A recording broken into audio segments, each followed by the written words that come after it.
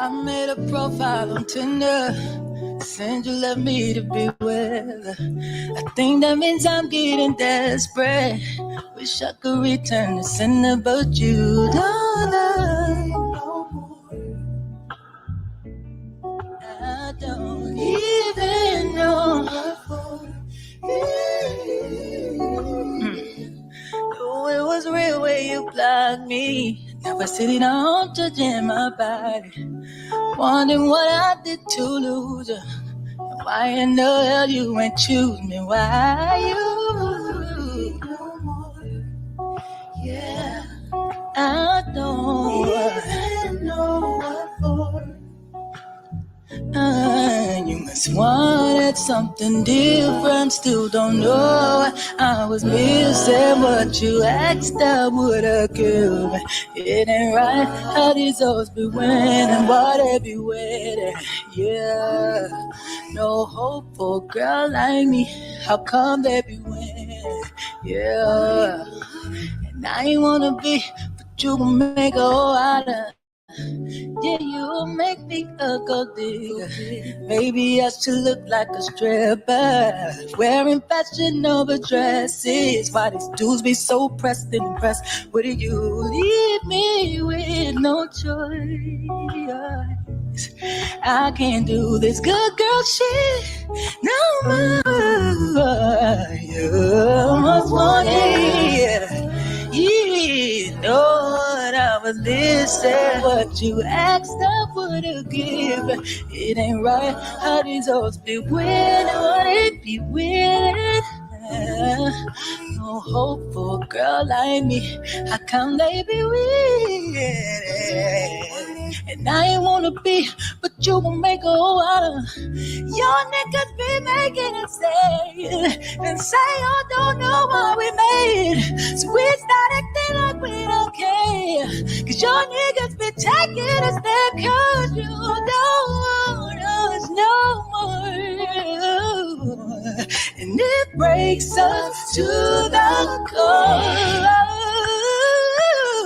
You must want something different. Still don't know what I was missing. What you asked I would have given. It ain't right how these hoes be winning. Why they be winning? No hope for a girl like me. How come they be winning? And I wanna be, but you will make a whole lot of me.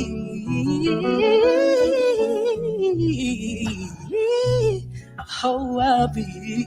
Oh, baby, baby. Look what you did to me, baby. Don't know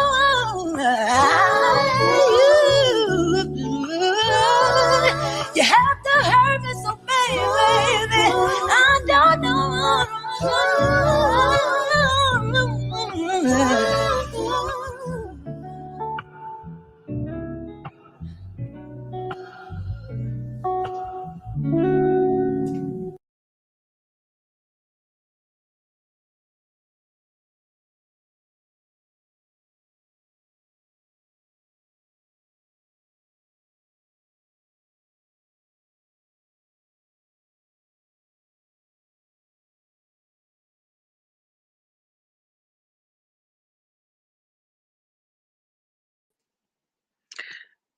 Good morning, ladies. Hope everybody is well rested. I've been up for a couple of hours. I want to say maybe like the last 3 hours. And good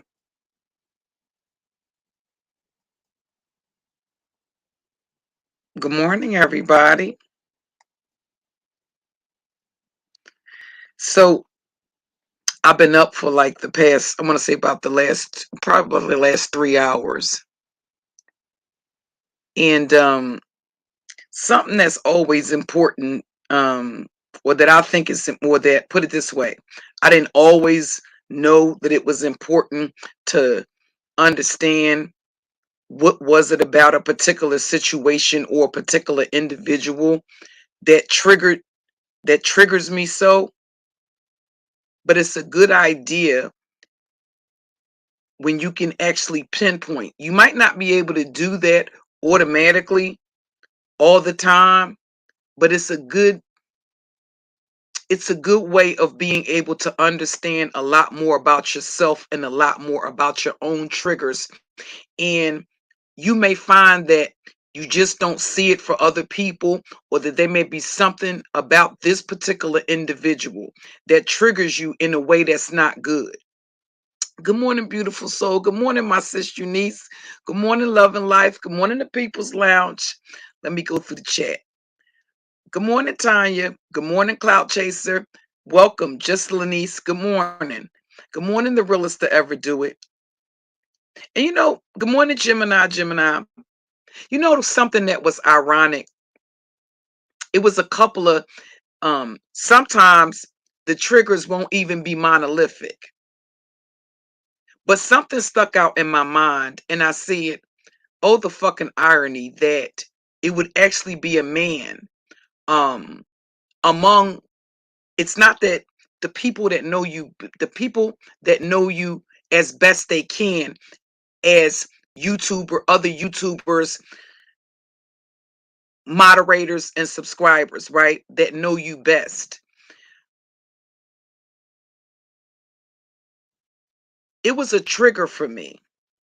And I knew it was nothing other than, so it wasn't a matter of an individual not understanding that that wasn't what happened, because they later on, and I'm talking about that Olivia the Oracle, later on she came out and admitted that she had said certain things, but initially she feigned ignorance, that she didn't know what I was talking about.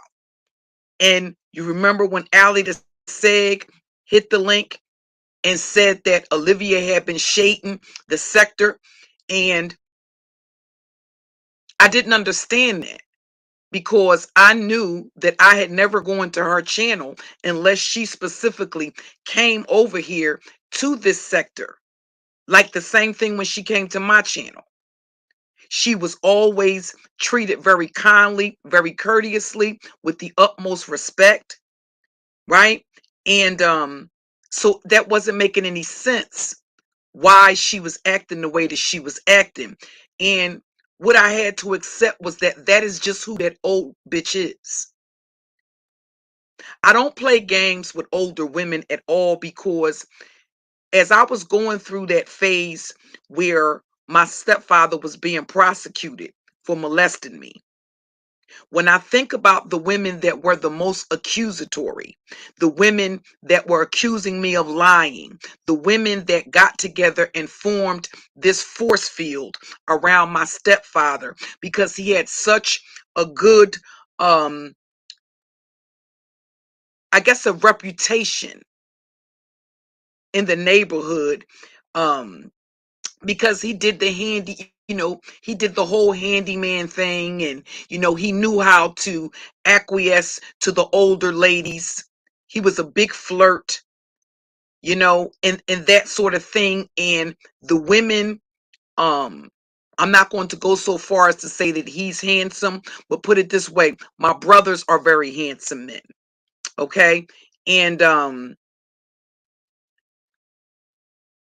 I remember my mother arguing with him a lot of times about his infidelity.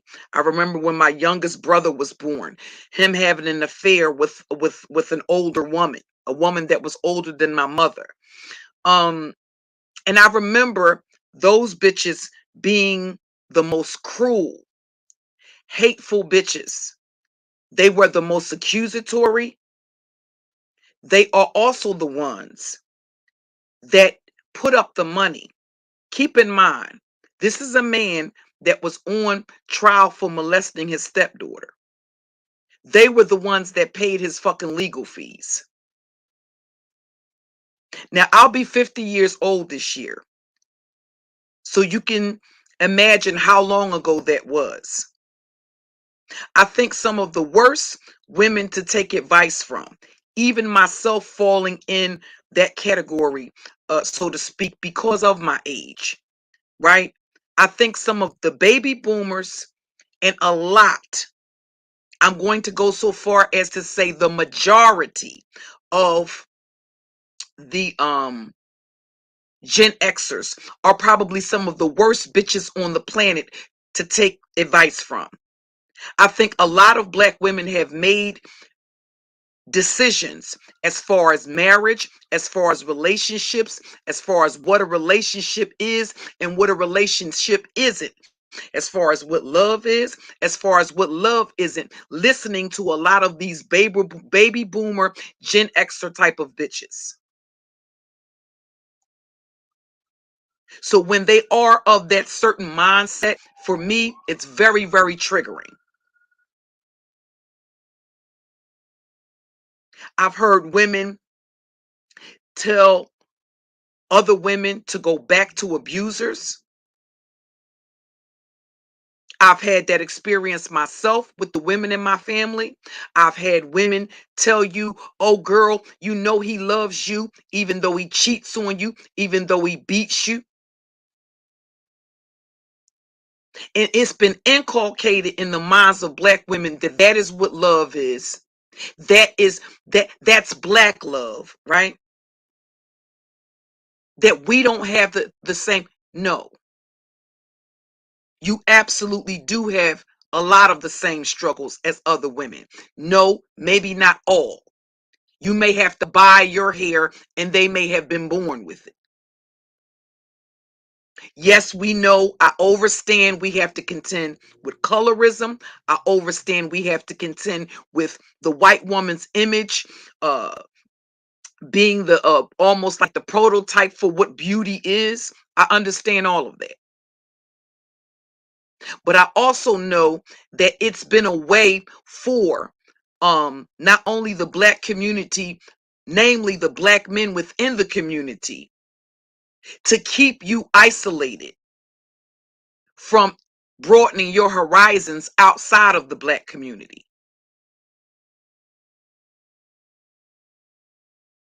So another thing that was very triggering was the fact that you had so many sisters.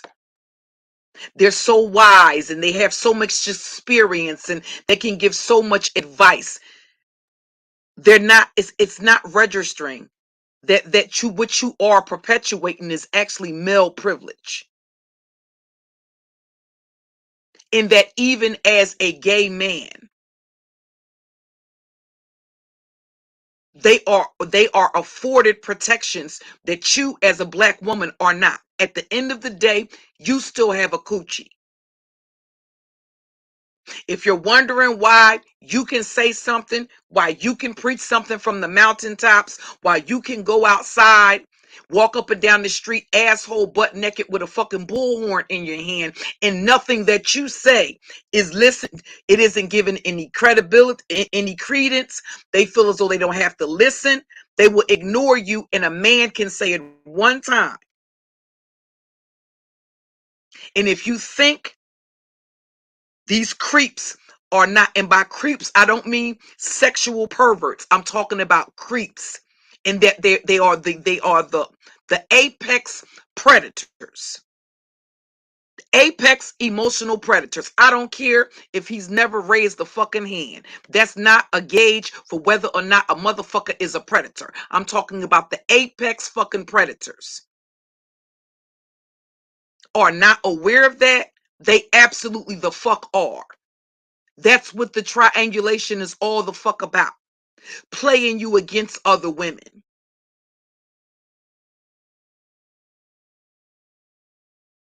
They have managed to successfully convince a lot of black women that the reason why you're not married, the reason why men don't stick around, they inculcate in you that there's something inherently wrong with you that does not exist in other races of women.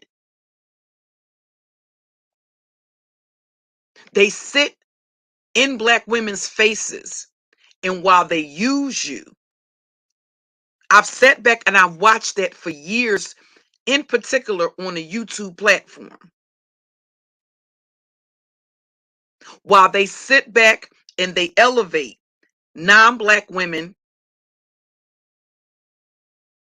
in some instances, mixed women over you as a black woman. See, they don't have a problem with your strength when they want you to build them, help them build the channel. When they want you to plug their shit, they don't have a problem with you being a strong black woman then. When you're sending them your hard-earned fucking money, I don't give a fuck if it's hard-earned money or whether you had to sell pussy to fucking get it. At the end of the fucking day, they don't have an issue with your strength and your independence when you're sending them money. As a matter of fact, it's a prerequisite. Do you know how many of these fucking broke ass bummy motherfuckers I've heard talk about the fact that they won't even deal with a woman unless she has a certain amount of money or unless she works in a certain occupation? You're not supposed to critique a man that works at Wendy's, but they damn sure can drag a black woman for filth if that's what she has to do, if that's where she works. It's a reason for her to be mocked, humiliated.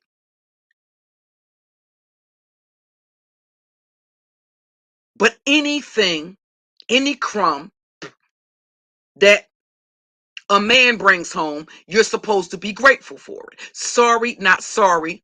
I'm not cut from that cloth. I never the fuck have been. So that day when that bitch tried, when I was talking about, it's fucked up that it took for the person, and at that time, just contrary to what she claimed, that Suge called me or something to that effect, that never happened. But Suge knew me well enough to know that I would not do that. That would not be something that he would be able to come to me and get me to be able to do, to go attack a woman on his behalf. This lying ass, carnivorous, old, convalescent cunt, right? She knew I never came from any fucking manosphere. Do you know who came from the fucking manosphere? Do you know who was over there acquiescing to the pro-blacks over in the fucking manosphere? Olivia the fucking Oracle.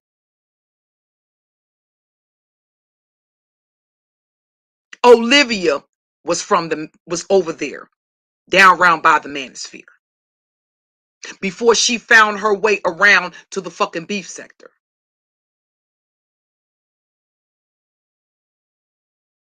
And what makes my ass hurt all the way in my fifth chakra is people that do not know history speaking on things and they were not there to see it.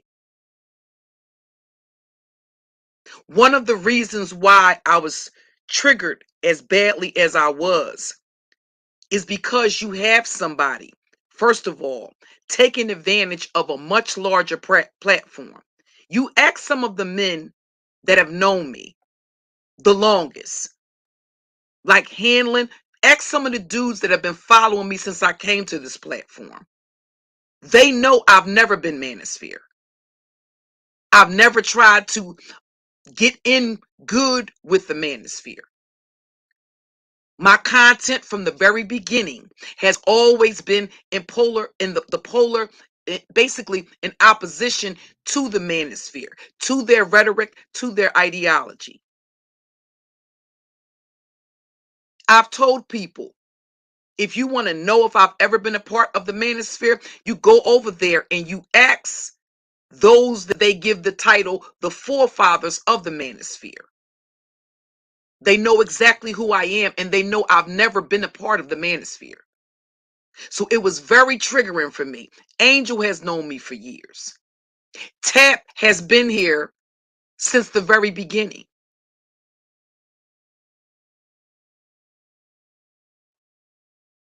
There was a time when I hung around the pro-blacks, but not the manosphere. So all of this about me being male identified and being a pick-me, it's been all bullshit. And for a person that's exploiting an audience that's not familiar with your history, and they're putting out that type of false narrative, and the bitch was 100% aware of what the fuck she was doing. See, that's a bitch that can't come back and play in my face. You snake me one time, that's it. I don't care whether or not it's a social media application. Just because it's a social media application, that doesn't mean that as a black woman, you don't have to protect yourself while you're using it. That's almost a way to downplay and minimize the shit that can happen to you on this platform, including getting doxxed, including getting your job and your livelihood fucked with, and all other types of shit. That's just a way to make it seem as if what the fuck occurs on this fucking platform is harmless, when the fact of the matter is the fuck it isn't. If you think it's healthy for you as a black woman to sit on a daily fucking basis and listen to men and women, whether it doesn't matter who it is, whether they're gay or straight, attack the essence of you as a fucking woman, attack your fucking womb, attack your looks, attack your skin tone, downgrade you. If you think that that's healthy for your fucking psyche, and that at some fucking point you're not going to begin to absorb, if there's any question in your mind about whether or not the sisters have begun to absorb that, look at the way they act. It's an environment that has created the pick-me. And it didn't just start when you came to YouTube. It's been inculcated in you by the black community your entire fucking life, that this is what you have to do if you want to be a wife. This is your job. This is your duty. This is your responsibility. You're supposed to get married, want to have children. What if you don't want to have children? Then what? What if you've made a conscious decision that I don't want children? I don't want to bring children into this world. You're made out to be some sort of circus fucking sideshow because you've made a decision that you don't want to have children.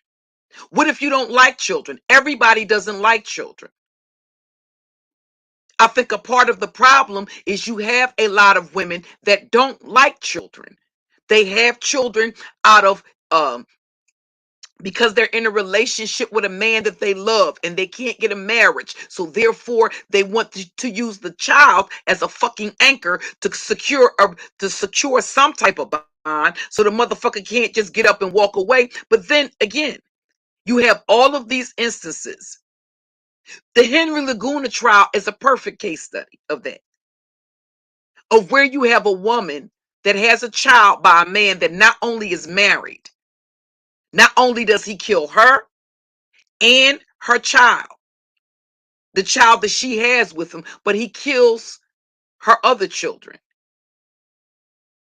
And then blames it on the fact that, oh, she owed somebody in a drug cartel some money. Just throwing that type of herring out there was enough to get him several mistrials. But the fact of the matter is, he killed her and he killed her children to get out of paying child support because he couldn't keep his dick in his pants.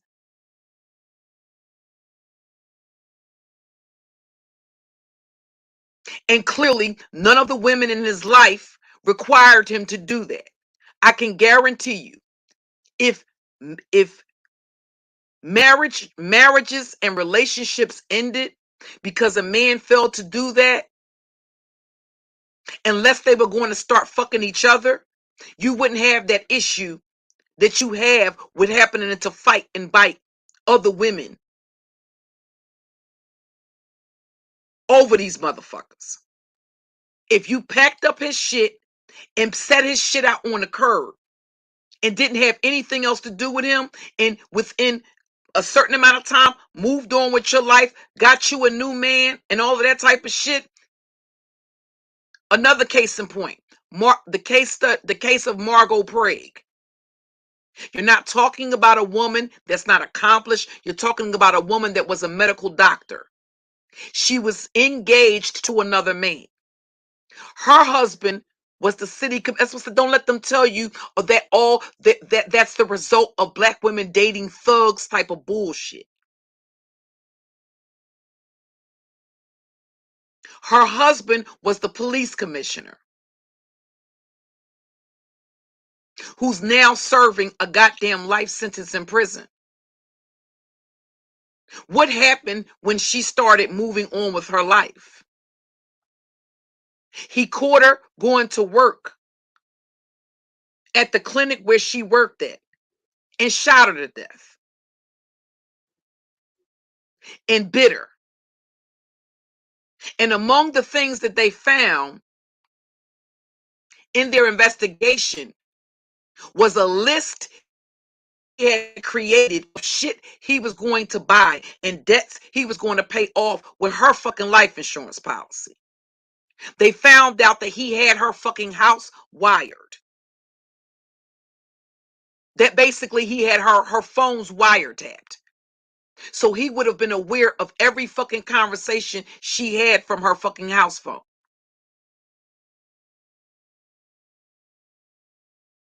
So no, it's not just happening to women in the hood.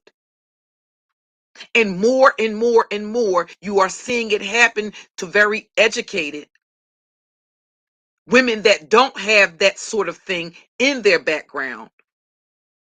They are, in fact, low risk homicide victims. Nonetheless, this is what's happening. You had a case that was just covered of an attorney in Atlanta, if I'm not mistaken, where this guy kills the woman and she's an attorney.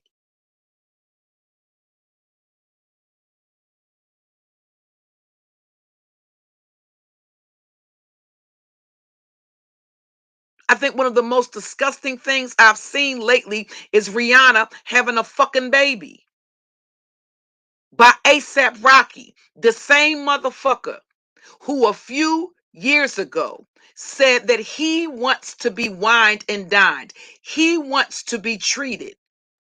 He wants a woman to spoil him with material things. That was on national radio, elevating non-black women. And this is the man that she decides to have a fucking child by. No, she may not financially need him. Are they going to stay together forever and ever and ever? No, what's going to happen is they'll be together for a time, and at the end of the day, you'll hear some public news story about how they intend to co-parent their child, and this, that, and all this other bullshit.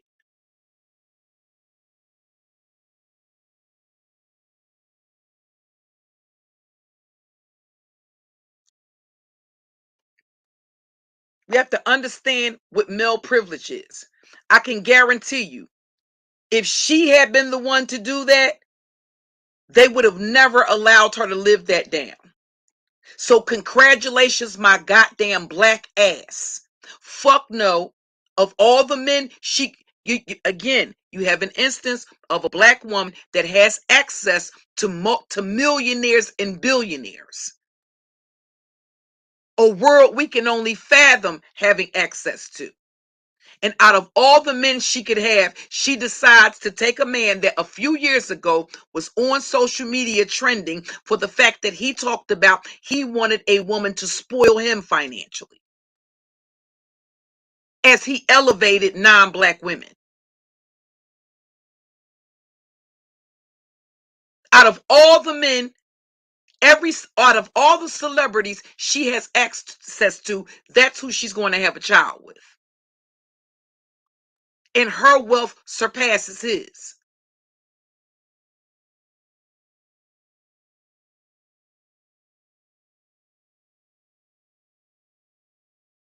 Absolutely the fuck not. Absolutely not. So no, I wouldn't. Congratulations, my ass.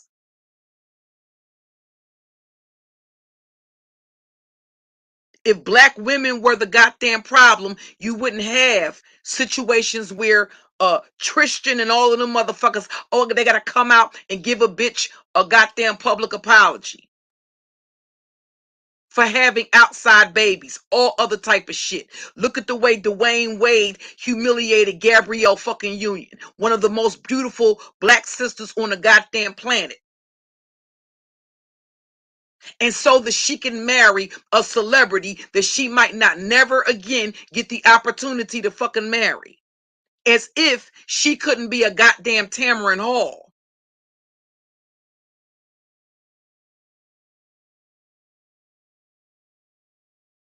Oh, we were on break when he had a baby. Are you fucking kidding me?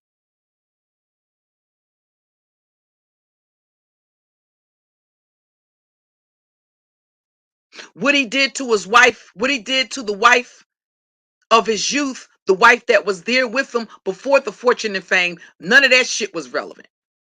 Steve Harvey is uplifted. You got all of these black women running to go buy this motherfucker's book.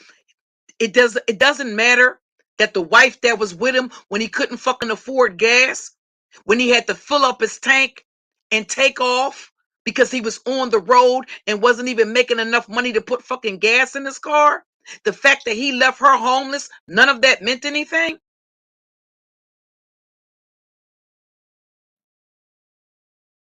Black women are actually taking his advice as a credible source. That's what you call male privilege.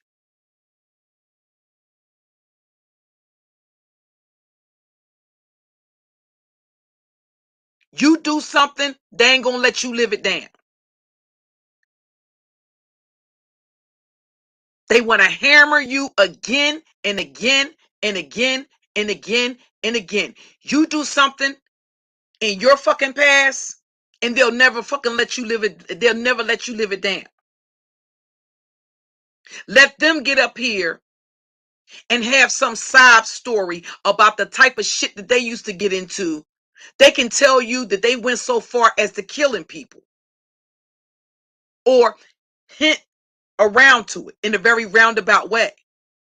And you'll have black women overlook that as if it's no big deal. But every goddamn mistake that you've ever made in your fucking life, you should be the fuck crucified for. No, I'm not with that shit.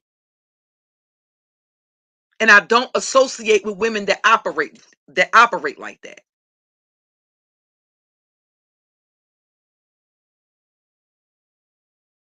Look at the way that they even carry the men that do some of the most egregious, disrespectful, vile, and disgusting shit to them on this platform. They can do whatever they want to do to these bitches and then come back and play in their face, only to turn around and do it again. But you do something to one of these bitches, they will want to destroy your motherfucking life. They will want your freedom taken from you. Any fucking vile, disgusting thing. They want to see you homeless. They want to see you jobless. But it doesn't matter what the fuck these niggas do to them. They will be fucking forgiven.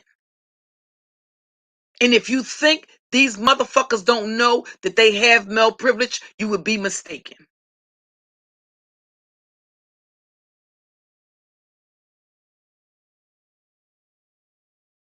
A lot of these women that are giving all of these men, again, that's still a way for them to get male validation. They don't even care. They're so desperate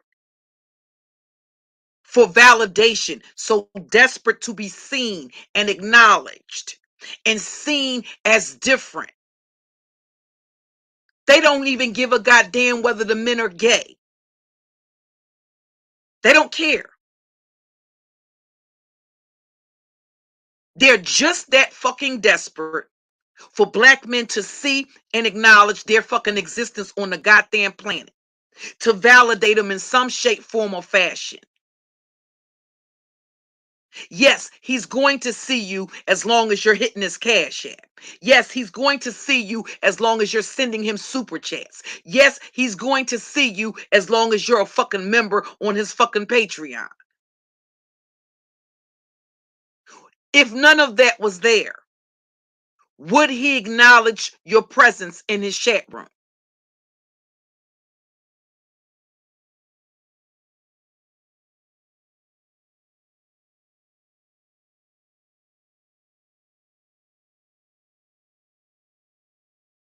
The other thing that black women do to cut off their nose to spite their faces is that when you are, I have had so many fucking men that were professed claiming to be alpha males competing with me, wanting to get in cock swinging contests with me for a dick I don't have is fucking disgraceful. And even the thought of it makes me literally sick to my fucking stomach. Because a part of the problem that they had was, again, ignore my past, ignore my struggles, ignore the fact that I don't have a job, that I'm not working. Just ignore all of that. Ignore everything that I did, whether I did it on the platform, whether I did it in my life. Just ignore all of that. You shouldn't be listening to her anyway. They want to compete with you as a fucking woman. And they have this pathological jealousy and fucking envy, where if they cannot have what you have as a fucking woman, they want to destroy it.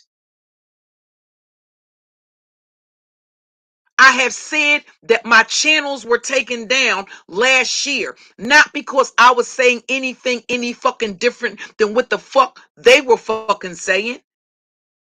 They were saying the exact same thing. They were doing the exact same thing. It was out of jealousy and envy. Because at the end of the fucking day, even though you have a coochie, you are still the fucking competition. They're not going to go into a space where they have to contend and compete with fucking men. They would rather stay in this space. Why do you think they stay in these spaces? Do you think they like you that fucking much? That's the reason why they stay here. They're not going to try to go in a male-dominated space and take care of, and take over any fucking thing.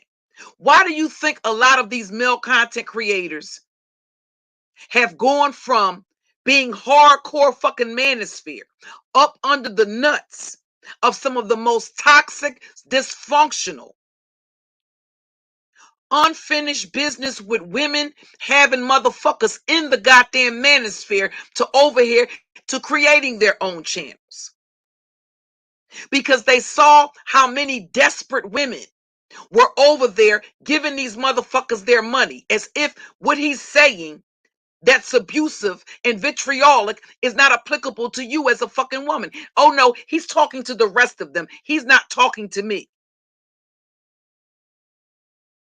They seen the money. They seen how lucrative it was.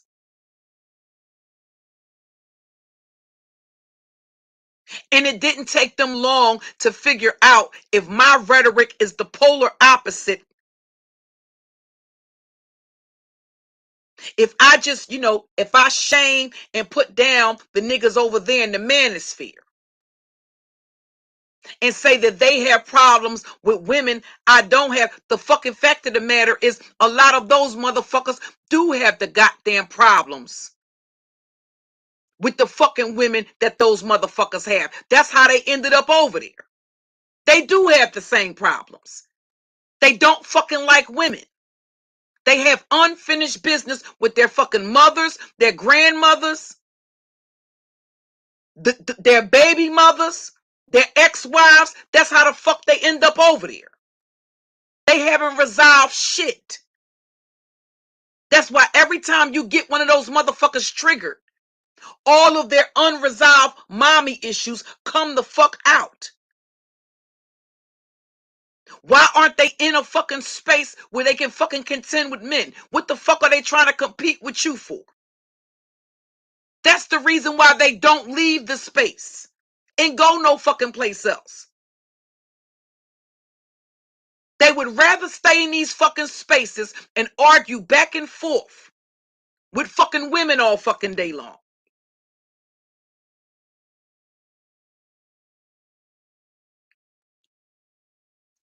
And that's the fucking truth of the goddamn matter.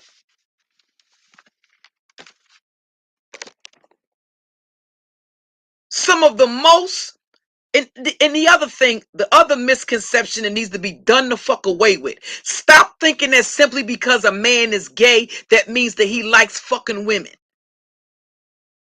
They're not that much different in the sense that if straight men see that you are easily to be manipulated and that there's something to be gained, that they will tolerate you for what the fuck they think they can get from you or off up out of you. They're not that different. They're still men at the end of the day. Stop allowing the fact that they're gay to disarm you. And the assumption is, oh, because he's gay, he likes me. He likes women. Since when? Some of the most toxic motherfuckers that have demonstrated a hatred of women on this platform, like the Kevin Samuels and such, have been men with suspect sexuality that have mommy issues. Kevin Samuels has talked about his fucking mommy issues.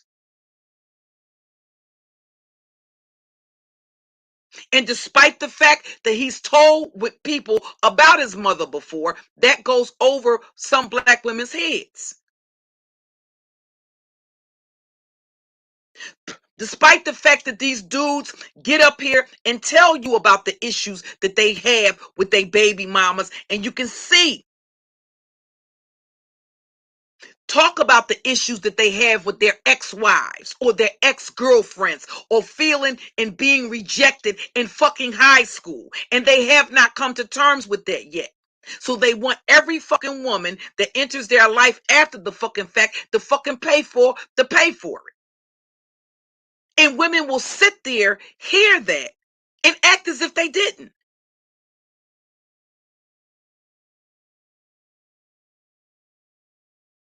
While they coddle them, literally pull out her breasts and want a nursing and rocking back and forth. Because she wants to prove that she's not like the other women that won't, air quotes, give a brother a chance.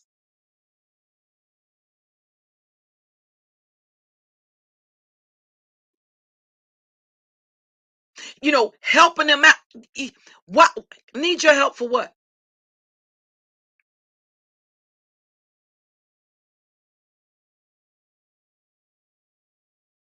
What does he actually need your help for?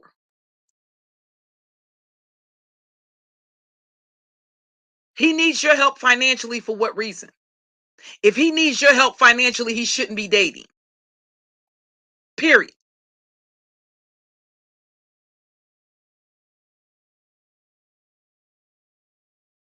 He wants you to have a good job. Does he fucking have one? He wants you to be college educated. Is he fucking college educated? He wants you to have a fucking GED. Does he fucking have one? How much money does he make a fucking year? The more you fucking bring to the fucking table, the less he fucking has to. And they want to condition you to tiptoe on eggshells around your fucking feelings. Listen, we are not motherfucking living. This is not the motherfucking Joan Cleaver. We're not in those fuck. We're not in that era any fucking more. We're not in that era era anymore.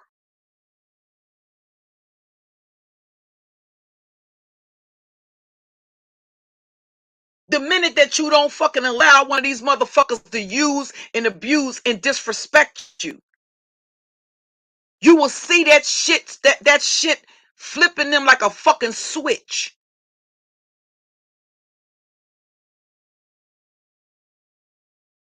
It'll be like somebody flipped the switch on in a fucking second. The minute you're not allowing them to manipulate you, the minute you're not dumbing your in most instances, I see a lot of fucking women that are very the fuck intelligent, very fucking they literally are dumbing themselves down, pretending to be dumb. Because you can't you got all of these fucking level up motherfucking experts teaching women that if you play dumb and play what? To play dumb,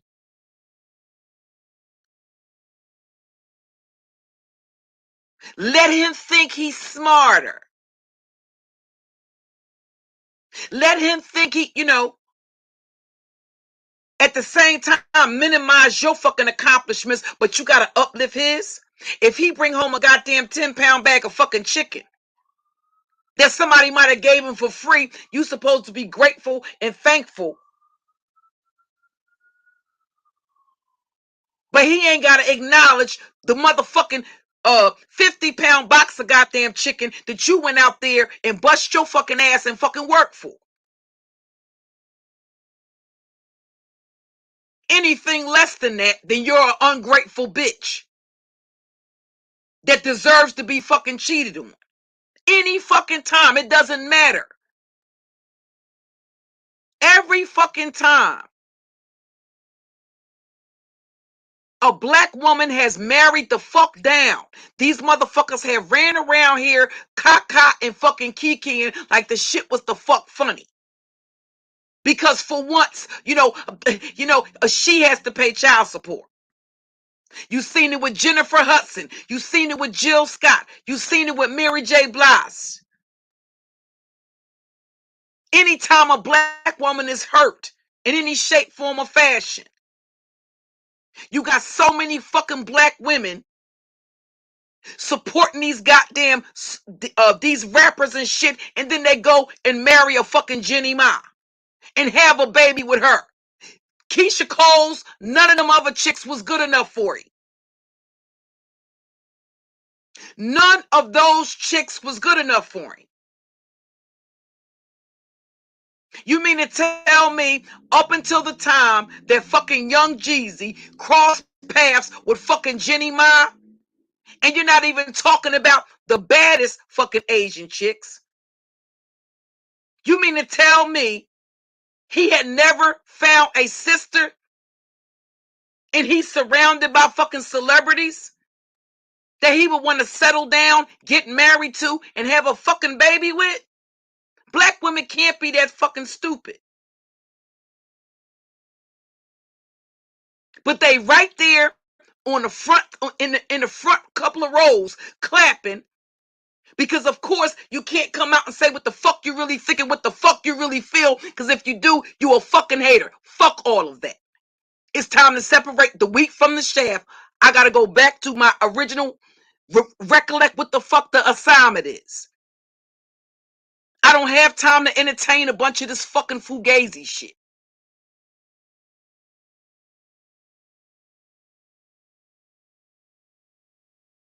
It's fucking disgusting that even in this goddamn day and age, and we are at the fucking disadvantage that we're at, you have seen the things that you've seen. Fuck what your mother ain't teach you. You've been alive long enough. You have enough life experience to where you have fucking seen it. Even if the fuck your mother didn't teach it to you, you can't use that as an excuse no fucking more.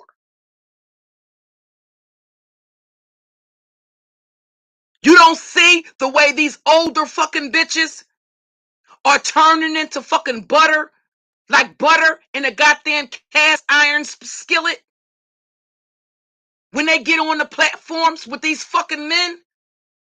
even when they are gay.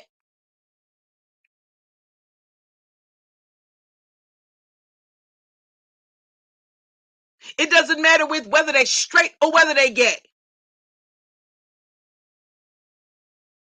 They almost turn into teenage high school girls with fucking crushes. Even when you listen to the tone of the way they speak, start listening to how the fuck they speak to other women and how the fuck they speak to you.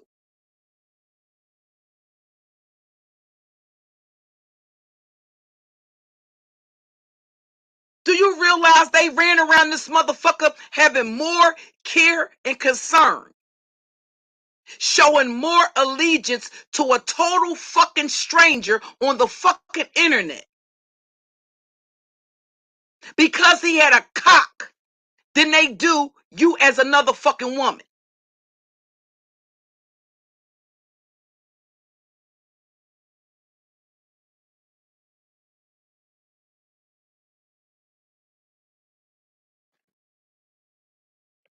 They can vouch for somebody. How the fuck can you vouch for a motherfucker you don't know? But you can't vouch for your motherfucking womanity. You can't vouch for your fucking coochie and ain't no fucking body vouching the fuck for it. But you can get up here and vouch for a total fucking stranger on the fucking internet. Because he's a fucking man. I can guarantee you, if it was a woman under even remotely, it wouldn't even have, even if it wasn't, it could be a much less, put it this way, a much less serious allegation. I can guarantee you the same fucking bitches that ran around here hard body caping for this grown ass able bodied motherfucking man that you don't know from fucking Adam. I can guarantee you your fucking ass would have been guilty. You would have been under suspicion. You know what's interesting to me? They got Tisa under more fucking scrutiny than the fuck they got QB. They are more suspicious of fucking Tisa. And I'm not saying that you shouldn't be. But you shouldn't be more fucking suspicious of fucking Tisa than the fuck you are of Fye and fucking QB. I watch motherfuckers repeatedly try to make that distinction. Why is Fye being held to a bigger standard, even though she's also a content creator? Because she's a fucking woman. And these dumb bitches pissed me the fuck off that they could not see that.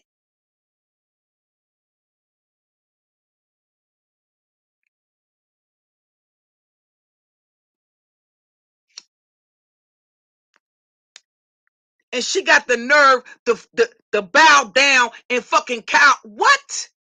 I wish one of them fucking bald-headed bitches had called into my fucking show trying to tell me what the fuck I should say out of my motherfucking mouth. Bitches, you crazy?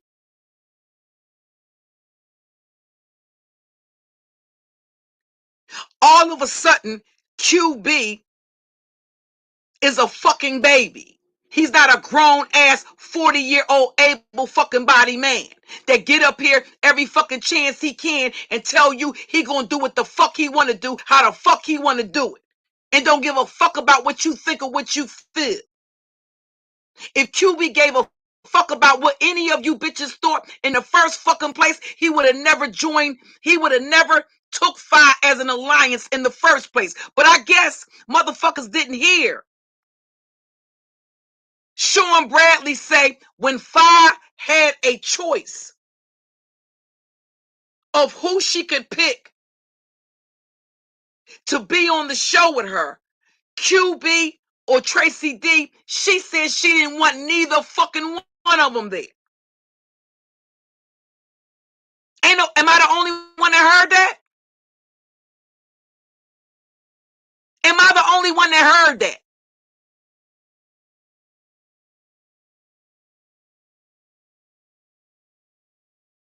Oh, we gonna give Five pass about robbing us of our fucking money. But Tisa, oh, get the goddamn, come on, y'all. Get the torches, get the pitchforks.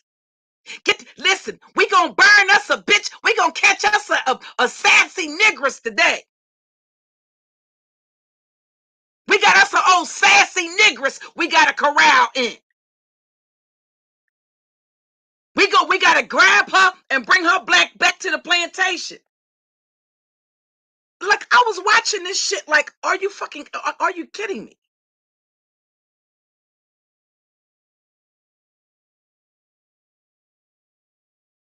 No, it's not a matter that a lot of them don't understand. It's willful obtuseness, period. They are being willfully obtuse.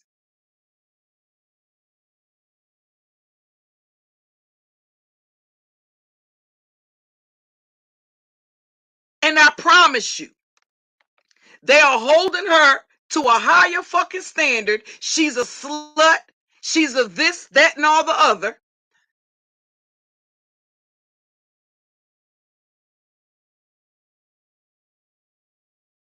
Because she's a fucking woman.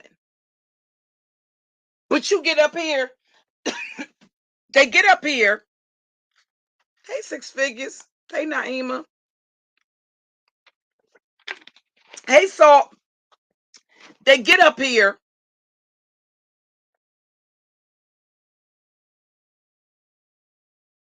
Hey, Dr. Lashania. Brandy, what's good, sis?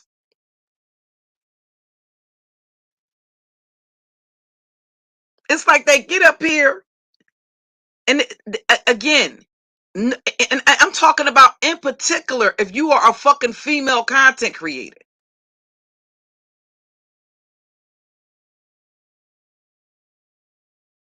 I'm not understanding what women don't get about the fucking fact that at the end of the goddamn day, you're always going to be at a fuck. I'm sorry, not sorry. You don't have to collab with a fucking man on shit.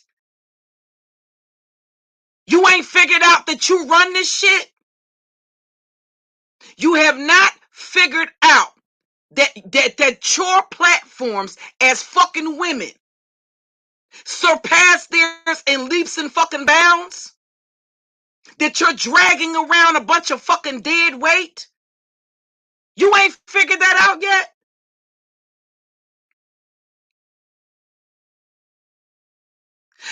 QB, you don't need her, QB.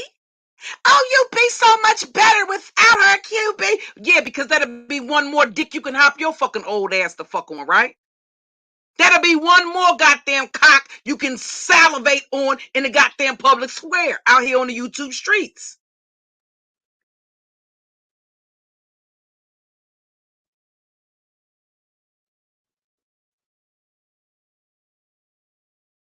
You don't need her. Again, you have her. It's not that she's not a fucking Jezebel, because we absolutely understand that the bitch is. But they constantly cut off their nose to spite their fucking faces. And then you wonder why these platforms, when it comes to the gay men, surpass yours in fucking leaps and bounds. Even though in some instances, you may in fact be the better content creator. Yes, you do have some that are talented, that are charismatic, that are creative, that are original, but there's a handful of them. There's a handful of them. Go back and do your goddamn research. It's not always other gay men that give them that extra push. No, they'll build some shit off your head, get to their 1,000 off your fucking skull real quick. And then shit on you.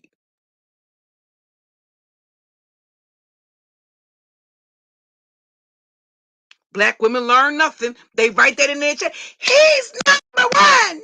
He's number one. I can't. I can't. Even when it comes to the straight males. You can see it happen time and time again. You got the sisters up here, again, I think I would look at it differently if they actually took some measure to protect themselves. They took some cover for themselves. If somebody is entertaining and they can pull in the numbers, this, that, and all the other, that's fine and fucking dandy. But you don't do that to your fucking detriment. You do it as long as it's mutually fucking beneficial. And then when it's no longer fucking beneficial, you cannot be afraid to sever a motherfucker's head. Period, point blank. You're not going to be able to do that if you have a fucking romantic interest. If you're more invested in it emotionally than what the fuck you should be. Because you may have to make a decision that's best for business. One of the most preposterous things I ever fucking seen was you have an entire fucking sector that's based off of beef. But every goddamn time you turn around, somebody is in their fucking feelings. Well, is it based off of beef or are you in your feelings?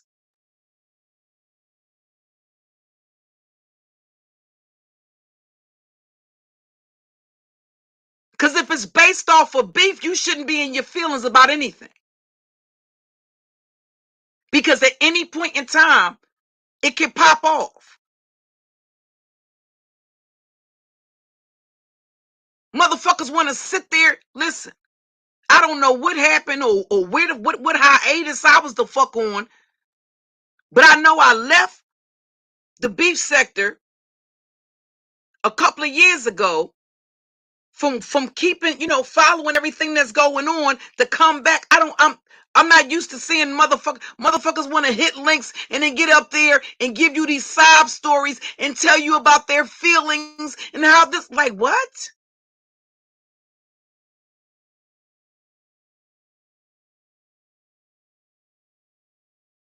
Oh, you hurt my feelings when you said this, and you hurt my feelings when you said that, and you motherfuckers say mean shit to each other on a regular fucking basis.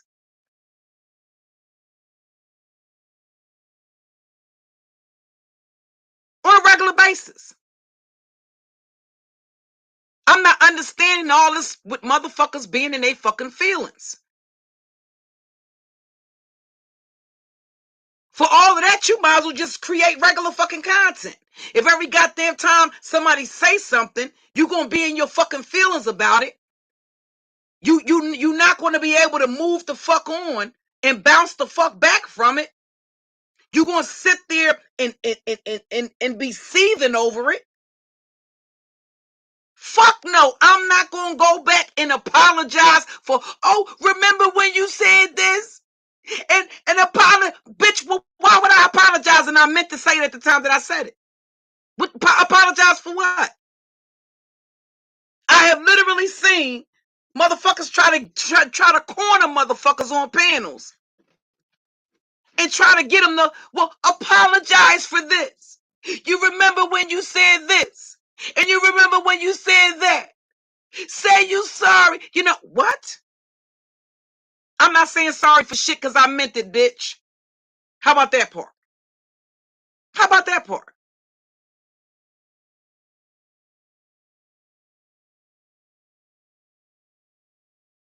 This is the reason why you have these disingenuous motherfucking apologies in the first fucking place.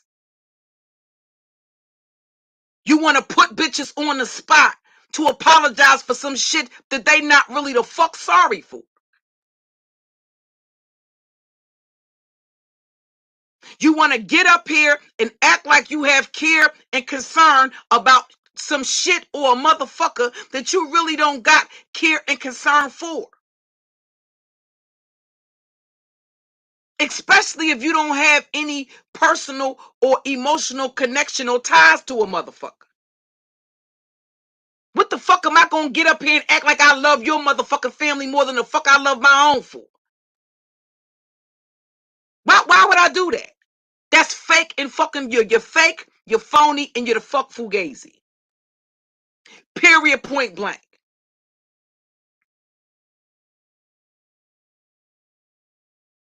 Period. They want to all of a sudden they want to get up here and oh, they have so much love for the children. Save the babies. But let you not have enough Similac. Let you need to buy your baby a goddamn bag of Pampers. You may have a motherfucking job, living from fucking hand to mouth. Let you go and ask a bitch to borrow a couple of cans of Similac until your WIC checks, until you able to cash your motherfucking WIC checks. No. That bitch could be getting WIC too. In addition, the goddamn food stamps. Let you need some diapers. That bitch will talk about you like a motherfucking dog. Go to her house and say, sis, we running a little low at the end of the month. Could you throw me, you know what I mean? Could you put a little care package for me together? I'll look out for you when I get paid. Go ask these bitches for something. They get up here every fucking day and grind each other in the fucking dust. If a bitch gotta go to another bitch and ask her for $5, but they up here cashing niggas the fuck out. They want to send it through a super chat to make sure you see. Because they want to outbid you for some dick. That's all that's about. They want to outbid you for some fucking dick. Yeah, bitch, you may have the bag, but my bag bigger. Let's see who he bite first. They already know what the fuck the game is. They trying to outbid you for some dick.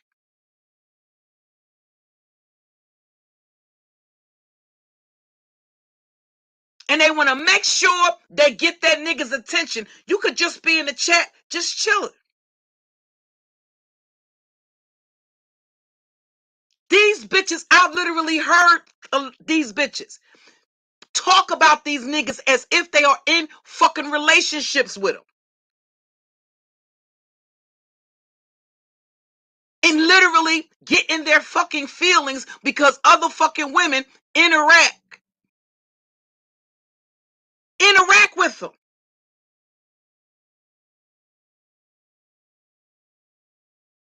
Like, I think some things y'all see from the perspective of being on that side of the fence. No, I've been on the back and I know how psychotic these fucking bitches are over these fucking niggas and how pressed they be over them. I've been on the back end with these bitches. I've seen these bitches have this breakdown over fucking YouTube niggas. While they playing a bunch of fucking psychological motherfucking mind games.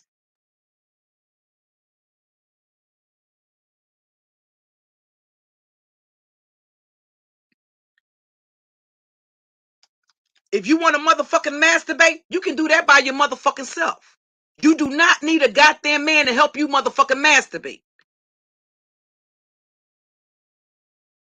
Basically, what a lot of these women are doing is you gonna help them mind fuck you.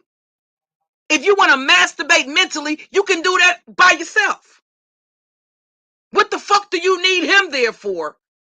To help you fuck yourself, to help you mind fuck yourself. Why you cashing a nigga out at the same fucking time? Are you fucking kidding me?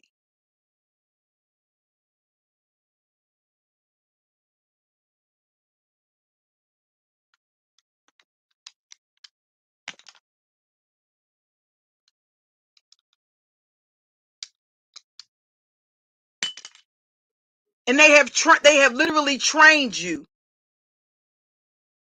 as a black woman to not expect or to make well, it's okay. It's okay if if he just work at if he just work down by the Dunkin' Donuts, or if he just work at McDonald's. It's okay, because it's hard for the brother. It ain't hard to fuck for you. You don't have it hard. Oh, so you got it easy.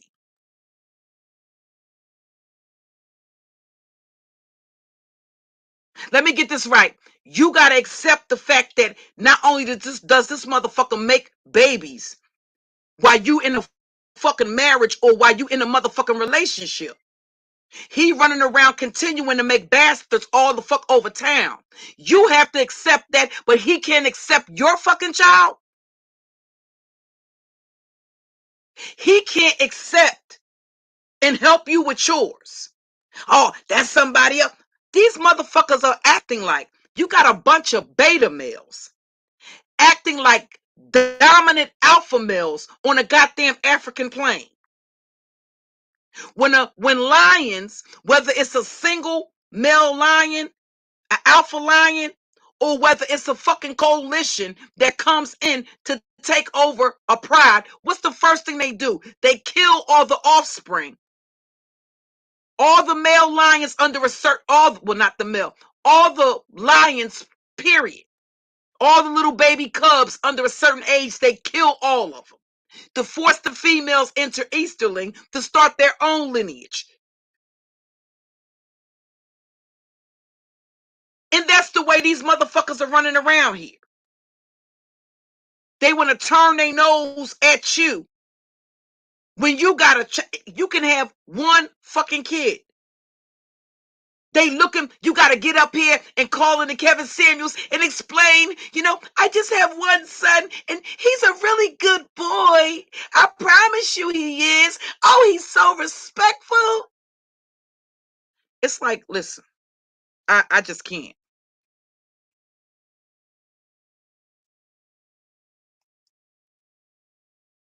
When it's said and done, oh, well, you know what, Lola? The lioness will actually, the lioness, Nuabwe is actually, they call her the Lion Queen. The Lion Queen exile. Okay? But the lionesses they will actually try to fight to protect their cubs. But the thing is, if they fight too hard, they will kill the lionesses.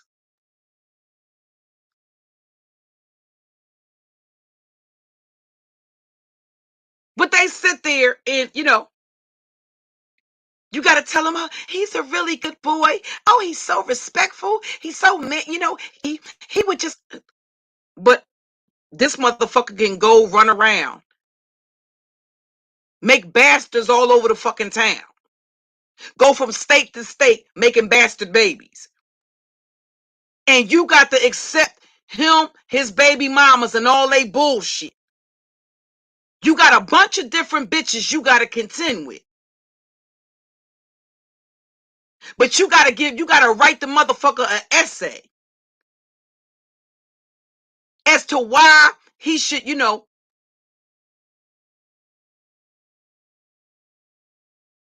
he should want to have, listen, if you don't want to fucking, here's the thing.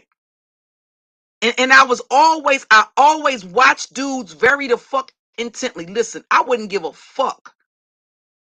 If you come around and you act like you don't want to be bothered, or like my motherfucking kids were a motherfucking burden to you, get your fucking ass the fuck off up and out of here.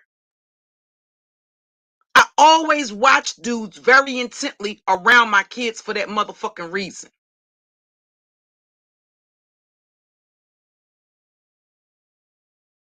When I got married the second time, I already had 7 children.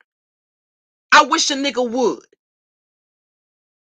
Act like you want to be the fuck around me, kiki in my motherfucking face, but you want to act like my children are a fucking burden. Get the fuck out of here. Period. You're not that fucking interested. They got a father. Nobody said you had to raise them. But you damn sure not gonna act like they some fucking like they inconveniencing you in some motherfucking way, and you coming up in their motherfucking house.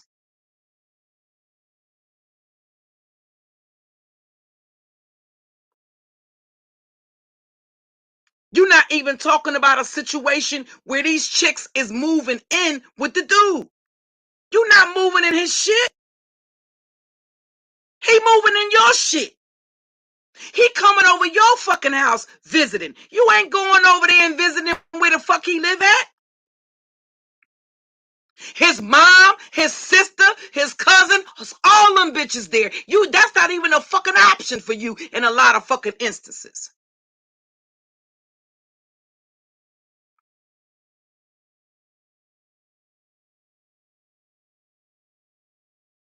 No other race of woman is told to be a grateful, appreciative bitch for the goddamn bare fucking minimum. Motherfucker, I got a house. Well, if you didn't have a house, you'd be homeless, right?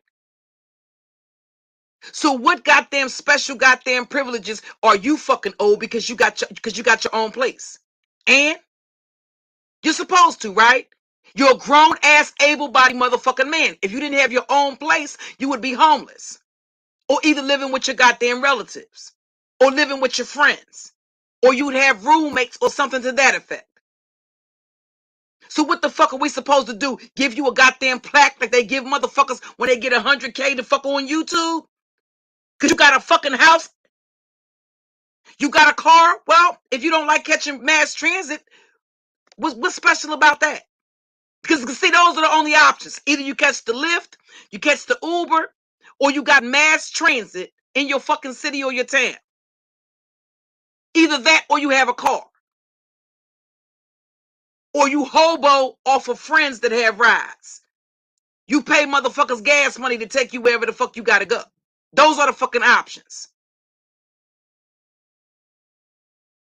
They're literally using that as a gauge for, as if, yeah, because you got fat, you made it. What?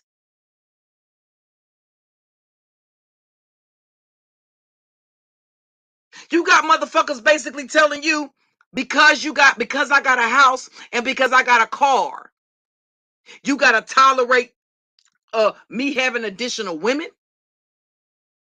You still have to tiptoe on eggshells around these motherfuckers. Are you kidding me? They have conditioned you that everything that goes the fuck wrong in a fucking relationship is your fucking fault. And the reason why they aren't making a commitment to you, no, they're not making a fucking commitment to you because they don't want to. No, they're not making a commitment to you because they don't have to. And none of the benefits drive the fuck up when the fuck they don't. It's not costing them anything not to make a commitment to you. Because they have a rotation of women just like you that want a commitment from them. Because you're limiting your pool of the motherfuckers that you date.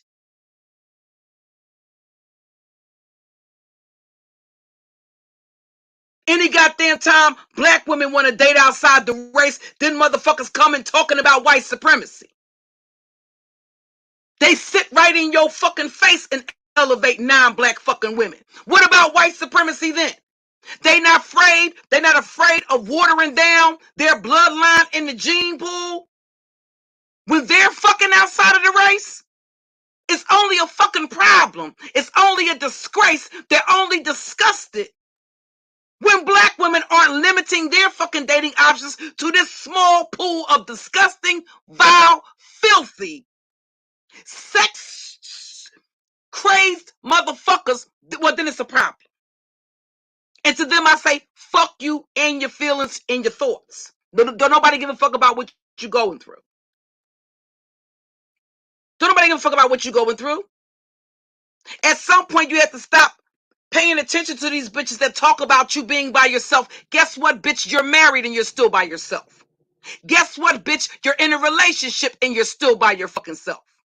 Guess what, bitch? You're engaged and you're still by your fucking self. You're still unloved. You're still uncared about. You're still not put the fuck first as a fucking priority. You're married and playing second fiddle, bitch. You're in a relationship playing second fiddle. The side bitch takes precedence over you. And you still expect it to keep everything perfect and fucking pristine for his goddamn enjoyment. Or listen, I'm sorry. Sorry, not sorry. Beautiful soul, I did it for as long as I could. I just can't. I can't. I can't. I think part of the problem is I've been too nice to these men, and I've been too patient with a lot of these women with the hopes that, you know, I can't do it. I refuse to. I refuse to do it.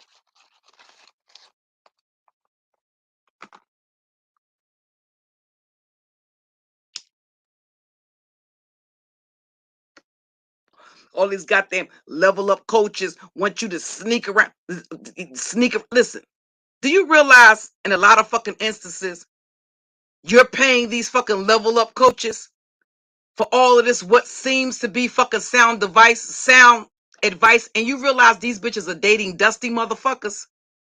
You giving these bitches your money, and they dating bottom of the barrel ass motherfuckers. They're dating and marrying motherfuckers that they gotta split bills down the fucking middle with. They ain't never worth a goddamn. They're running around this bitch dating motherfuckers that are fucking them over. They just ain't getting the fuck up here and telling you about it. Your money, the goddamn money that you giving them, helps them to conceal how fucked up their life really is at the end of the day.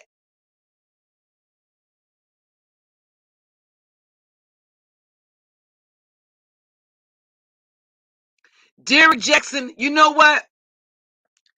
Leah called Derrick Jackson out, I want to say almost 3 years ago. She was calling him a jackleg plumber or something to that effect, a jackleg handyman or something. She was calling him that years ago, before he even got caught being unfaithful to his wife. That large audience of women that he friggin' had.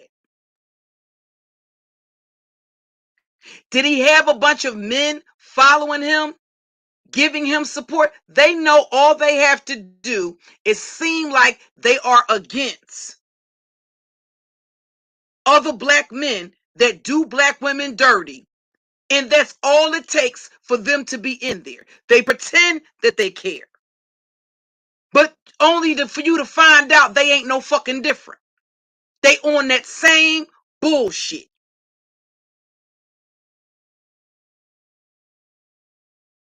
They sit there and they enable each other's cheating, whoremongering, womanizing. They enable each other in it. And then gonna try to convince you that the motherfucker care and love you that's fucking doing it.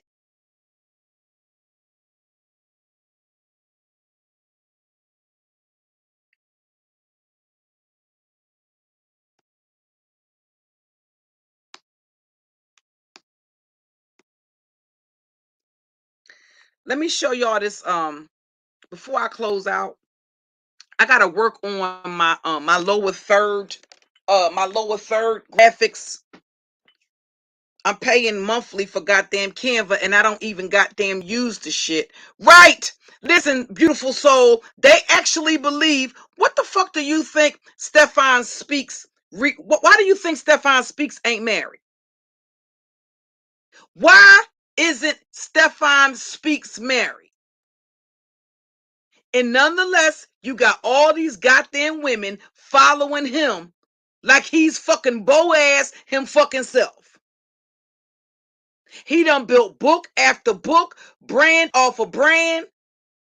He done built and established a brand. Derrick Jackson is a fucking brand. Stefan Speaks is a fucking brand. What would they be saying about a sister if she was that successful in terms of her fucking brand but didn't have a significant other? Well, she would be a spinster. She would be a man-hating bitch that couldn't get a man because she was too accomplished. She was too intelligent. She was too attractive. They always have some reason. Nothing under the goddamn sun is a reason as to why they're not settled down in a fucking committed relationship or the fuck married.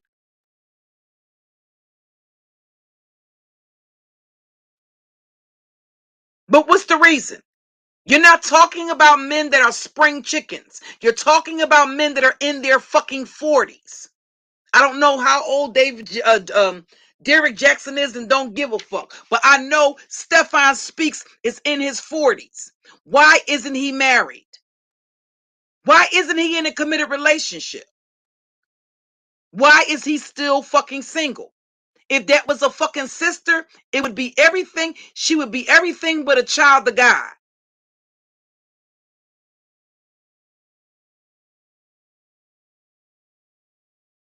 And men would absolutely, you think fucking sisters could be in Kevin Samuels' position and not be married or have a man?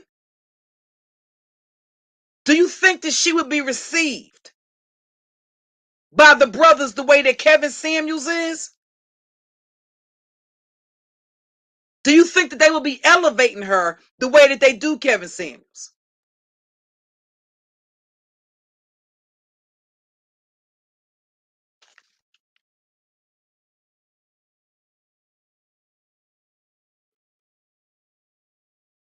No, absolutely not. They would not.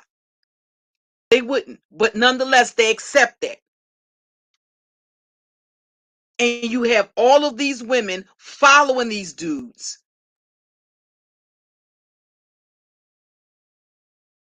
And you're paying them to basically make you feel fucking worthy. You're paying them to validate you. You're paying them to acknowledge your fucking existence on the fucking planet. To get them to be able to notice you in a chat room. To get them to be able to notice you at a meet and greet. No, you gonna buy the highest goddamn package that you can buy, so that way you can get up close and personal. You're gonna volunteer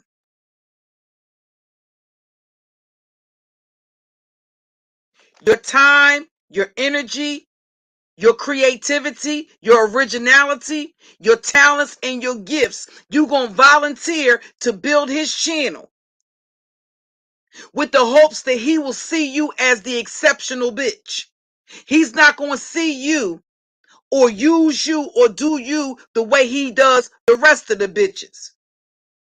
That he gets up there, financially exploits, and verbally and fucking emotionally abuses. No, he don't see you in that way. He absolutely the fuck does. And at this fucking point in the game, you ain't gotta explain that to the bitches that don't fucking get it. Because a lot of them are too fucking old to still be running around this bitch pretending they don't fucking get it. I sit back and I watch a lot of these fucking old bitches. And I sit back and I watch them take offense to anything and everything a sister may say or do. They want to pin her to the fucking wall. Nail her to a goddamn stake. But it does not matter what these dudes do or say. They can get a pass.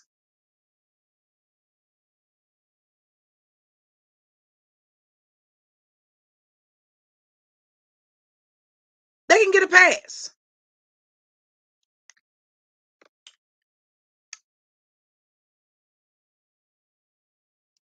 It's nothing wrong. I don't think that anybody should be excluded when it comes to the whole sexuality thing. I don't think that anybody should be excluded, or that crazy shit, taking people to islands and burning them, all of that crazy shit.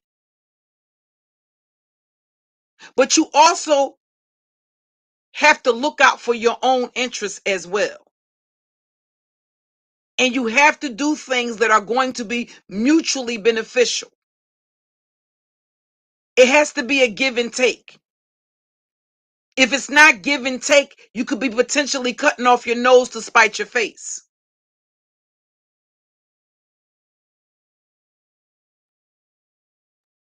There's a difference in between equality and being inclusive, and then your motherfucking image.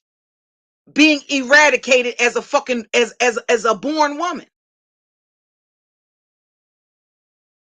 And you got to be careful with that type of stuff. That's the reason why we have a lot of the issues that we have now. That's the reason why men are able to go and create. That's the reason why they have a fucking manosphere. Where from the time the live stream starts to the time the live stream ends, you have this perpetual dog walking of fucking black women with impunity. Nothing fucking happens. They don't lose their channels. They don't get their shit flagged.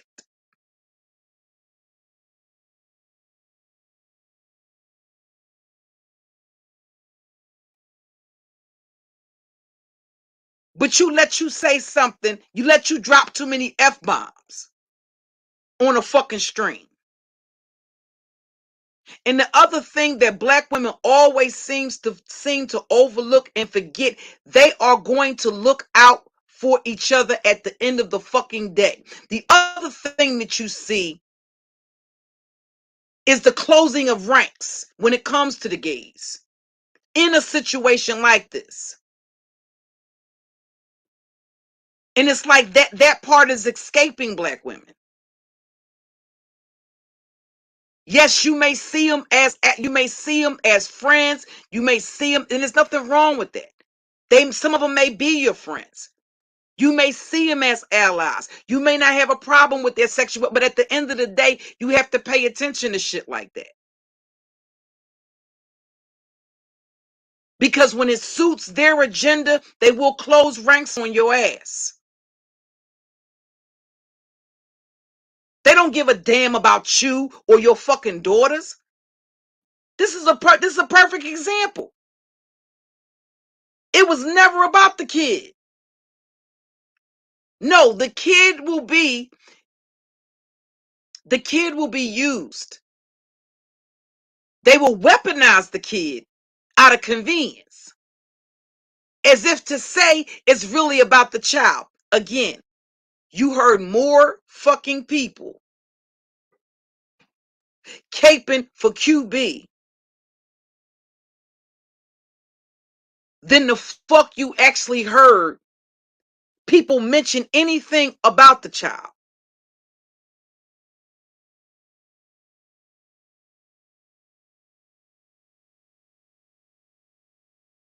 And when you go back and you listen, all you have to do, you don't have to listen to the entire, I told y'all it was Cliff Notes on this particular channel. All you have to do, there's this channel called, the title of the video is Zoom. The channel holder's name is Social Media Frenzy. If you listen to 5 minutes of the stream,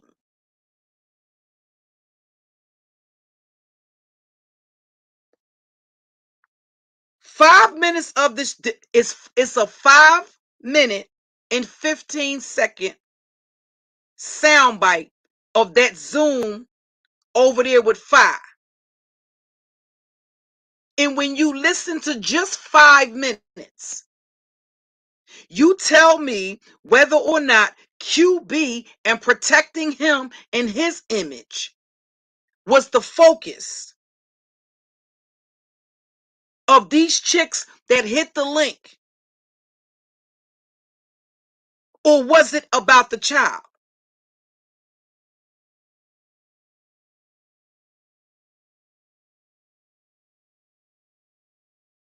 No, they use the child when it comes to playing games with semantics. When they want to take some shit and twist it or take it and weaponize it. The other thing, again, if these are women that lack the comprehension to understand that every time you mention or bring up a child, that you're not attacking or talking about the child, do you really think they're that fucking dumb? Some of them are, but a lot of them aren't. They know exactly what the fuck they're doing. And that's a very manipulative, a very covert manipulative way of getting you to stop talking about it altogether. Just accept whatever was put out there and roll with it. Don't question it. Don't bring it up. Don't talk about it. There's a difference in between talking about and dragging somebody's child or bringing it up because you're talking about something in reference to a child. And y'all motherfuckers understand that. And I'm tired of y'all playing games as if y'all don't. As if you don't understand the distinction. Because you absolutely do. It's just nothing more than a way of saying, well, I said what I said. I don't want to talk about it anymore. Let's just move on. Let's just see, I'm just going to use my child as a shield so that I can yet again be the victim, even though I'm not. Using my child enables me to be and play the victim. You pointing out inconsistencies, well, that's problematic for me. And you're calling me out on things that I really don't want to answer.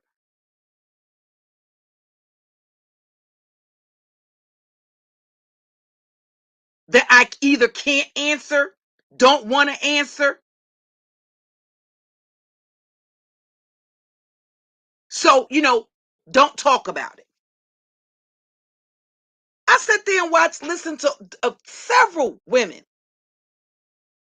Oh, you didn't have to talk about the child. So bringing up the child and something that's in reference to the child, even if you're not speaking disparagingly on the child, is actually talking about the child. No, the fuck it's not. No, it's not. And that's just how manipulative these bitches are. Here's the thing. Why the fuck was the child brought up in the first place? Why did any of that ever have to be public fucking knowledge? Why was anybody privy to it?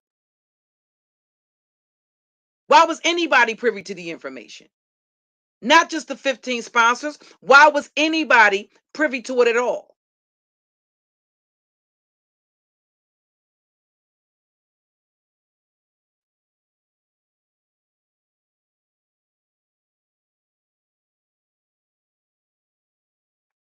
Well, that is now it's all, it's all Tisa's fault. They got Tisa, they got the stakes, they got the nails, they got all of that for Tisa. But Fye and QB, the motherfuckers that are plotting and scheming, that plotted and schemed to keep the people's fucking money and to come up with a cockamamie excuse about why they wouldn't have to pay it back and slander other people in the process of it. They don't have to be held accountable for anything. Just go on and give them a pass. We're not going to question them about shit. As a matter of fact, Fye don't get no defense at all because it's actually QB that's the victim. Y'all better clock and peep what that's really all about. It's about male privilege at the end of the day. Don't assume simply because they're gay that they don't have male privilege, because they absolutely do. And they have something in having that male privilege that you do not. They are always going to get the benefit of the doubt. And if this taught you nothing else, it should have taught you that even under the absolute worst circumstances, even when it comes to an allegation, no matter how egregious that allegation is, what these male identified mammies and pygmies have showed you is that they will still give a total stranger You have some of these women that have actually met in real life off of this platform. Do you realize they would rather give a total stranger that they've never had a conversation with, that they've never met in real life, that they know nothing about other than what they've told and showed them on fucking YouTube, the benefit of the doubt, than they will give women that they've actually met in person? They will give them the benefit of the doubt first. If you get up there and you describe your experience or talk about the way you've been wronged or the way you've been taken advantage of, or it doesn't matter what it is.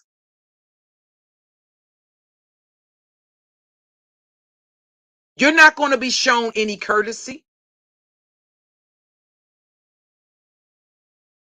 And the minute one of these cats get up here and make they don't even have to, if it comes to the mammy's attention that an allegation has been made, they are out there on the heaviest lines the fuck of battle. Hard body caping for men that would not defend them or do not speak up on their behalf in any shape, form, or fashion.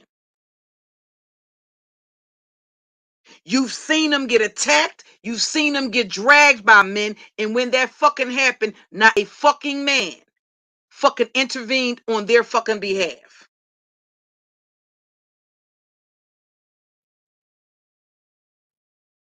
It wouldn't matter even if they were arguing with a man. They still wouldn't intervene.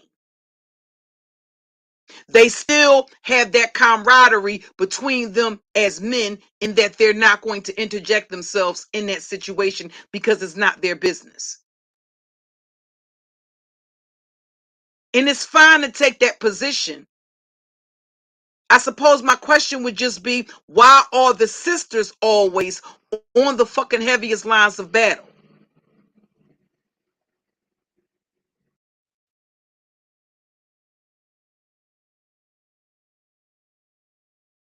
But they can literally have live streams and go over audio footage of where, even in the instance of where when it's a teenage child, a teenage female child, and she's punched in the face by a non-black man. We saw it in the instance of when the guy reaches over the counter to pull the sister over the fucking counter.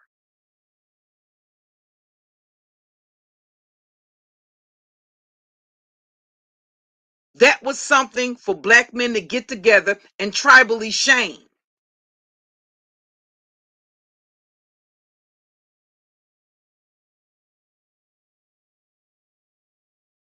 She must have said something. She must have did something. How many times have we seen sisters get assaulted in stores and shit like that? And it's somehow justified and explained away. But even in an instance of where you seeing a black man putting up resistance to being arrested, it started with the dude, what's his name? Walter Scott. I'm not going to say it started with him, but take it all the way back that far. You got handcuffs on. How fucking far do you think you're going to be able to run? If they're telling you under arrest, you already know at that point you're in police custody, in that you running could be interpreted as you're trying to escape. At that point, you're already a prisoner. You're not free to leave. You already know you're under arrest and you're running. Yes, is it cowardly to shoot somebody in the back? Absolutely. Absolutely. But that's also resisting the fuck arrest. It's also resisting arrest.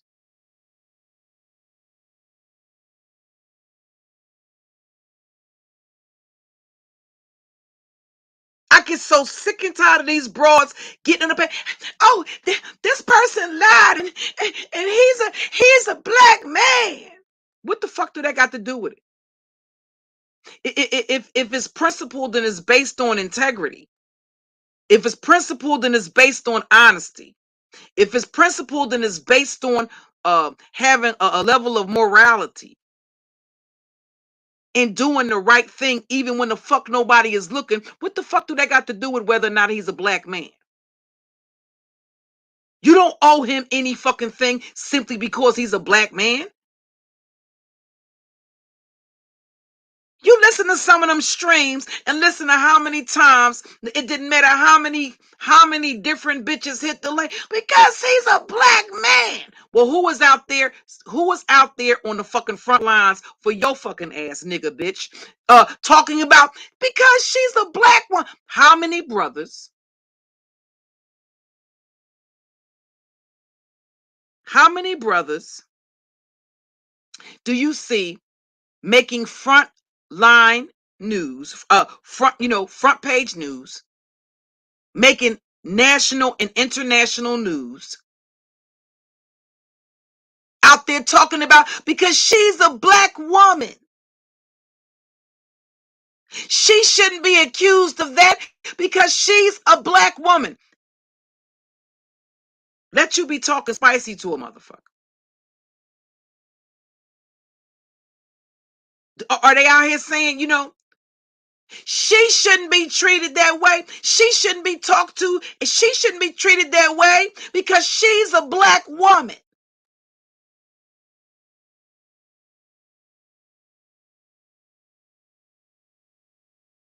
Nope. Rather than do that.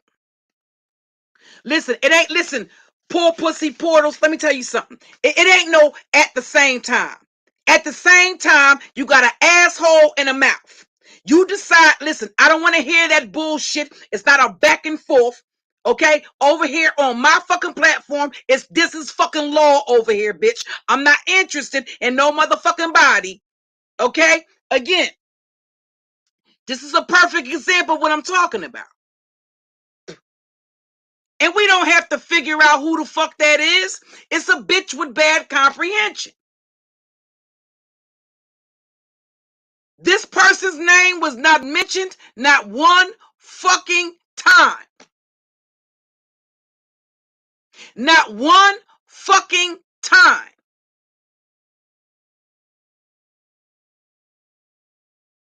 It almost made your ass itch, you stalking, lurking, buzzard-faced motherfucking bitch, because the motherfucker's name wasn't mentioned. Guess what, bitch? You're pressed over a nigga you want that don't fucking want you, bitch, not the fuck me. You're so pressed about that 4 a.m. fucking uninvited visit. Why don't you get the fuck out of my chat and go the fuck over there? Pressed ass bitch.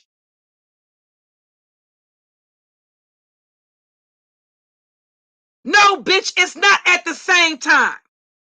At the same time, you got an ass and you got a mouth. Decide which hole you want the dick I ain't got the fuck in, bitch. Decide whether you want my balls that I ain't got in your mouth or in your asshole, ho. How about that part? Fuck out of here. They can't even stay the fuck away. Listen, I've been up here for almost 2 hours. Not one time did you hear me mention the motherfucker by name. This stupid vulture face bitch comes into my chat every fucking day as if some fucking body doesn't know who the fuck it is talking about 4 a.m. Bitch, if you live to be 4,000 fucking years, you're never getting any fucking dick, you ugly ass, red hair wearing wig bitch. Yes, bitch, it's you. It's you, pressed ass bitch.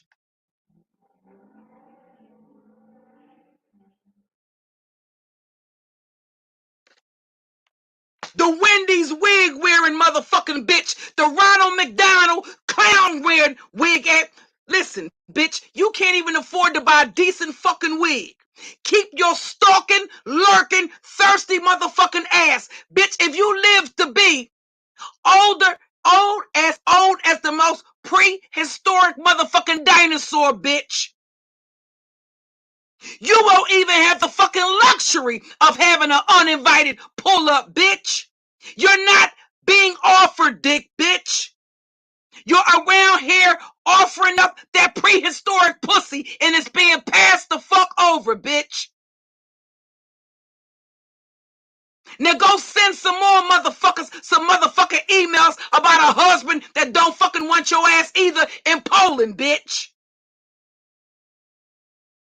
The only thing Poland I want around me is sausage, bitch. And I ain't got to beg a nigga for that or stalk another bitch. I got enough coinage in my fucking pocket to go and buy some, bitch, if I want to wrap my goddamn lips around a motherfucking Polish sausage, bitch. You around here happen to lurk and stalk bitches, and you supposed to have a whole motherfucking husband. That's a perfect example of a pressed ass bitch that just don't fucking get it. Did you think I didn't know who the fuck you was? Repeatedly coming into my chat, bringing up that 4 a.m. shit. You pressed ass bitch. You ain't got a fucking man because you got a face like a dog, bitch. You got a face like a pile of dog shit that done had a goddamn Timberland boot pressed the fuck in it. Period, bitch. You not getting no offers for dick.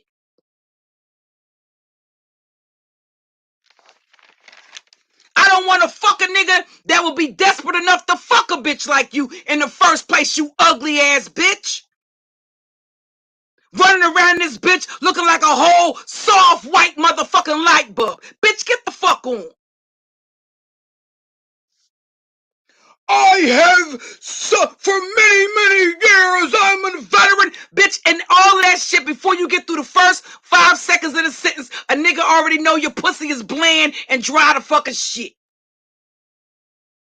Ain't nobody asking you for no fucking resume to do no fucking, bitch. Period.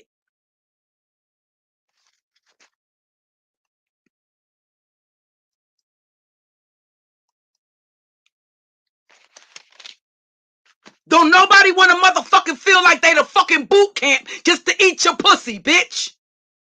Period.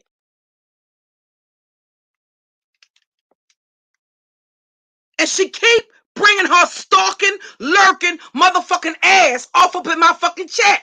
Get the fuck on, bitch. I don't give a fuck about you. I don't give a fuck about what you got going on. All the videos you made, bitch, you made them the fucking vain. That's why you running your stupid remedial ass around here, hitting motherfucking links. And in the recesses of your mind, bitch, again. You're not the shit. You're never going to be the shit. I don't give a fuck how deep down in your imagination you go, bitch, because you're not that. You don't have that fucking it factor, bitch. Period. Deal with it. Oh, Selena had to take this from me, and I did this, and and they know what, bitch. What? I don't know what kind of motherfucking weed or dope they got where the fuck you at, bitch. But it should be laws against it. I don't give a fuck whether weed is legalized over there where the fuck you live at the fuck or not. I don't know what kind of weed you smoke or what kind of dope you on, bitch. But it should be banned in all 50 states. You should have to be a goddamn New Mexico or motherfucking Puerto Rico motherfucking resident in order to get access to it, bitch. The fuck is wrong with these bitches?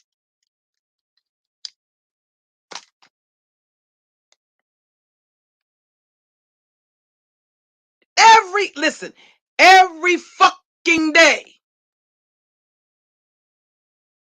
Do you realize you come in my chat and type the same 2 sentences more than you've probably got fucked in the last 2 years? You've typed more times the same 2 sentences in my fucking chat than the last motherfucker you fucked, punk bitch. In the last, what was it, since August, you've typed more the same remedial shit in my fucking chat than strokes that the nigga made the last time you had a motherfucker to hit that cat, bitch.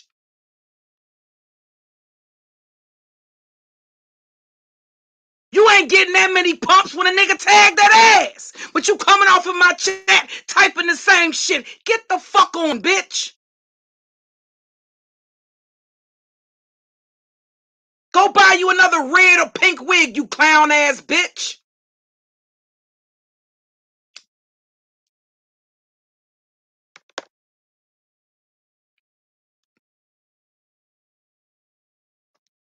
Bitch parading around in a Party City motherfucking wig like she the fucking prize.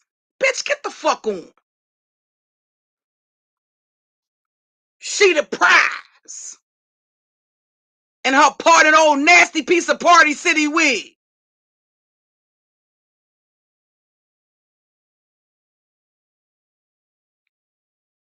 That she got out the fucking bargain bin at that.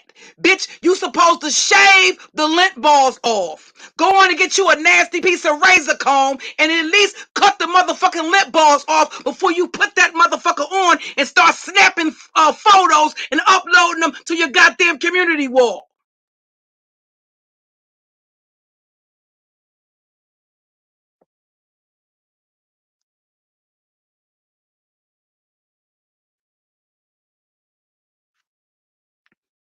I promise you. I don't be thinking about these broads. I don't bother them. When I see them in this space, it's like, damn, it's cringy because it's like this bitch make my fucking ass hurt every time I cross paths with this bitch. But again, it's not my channel.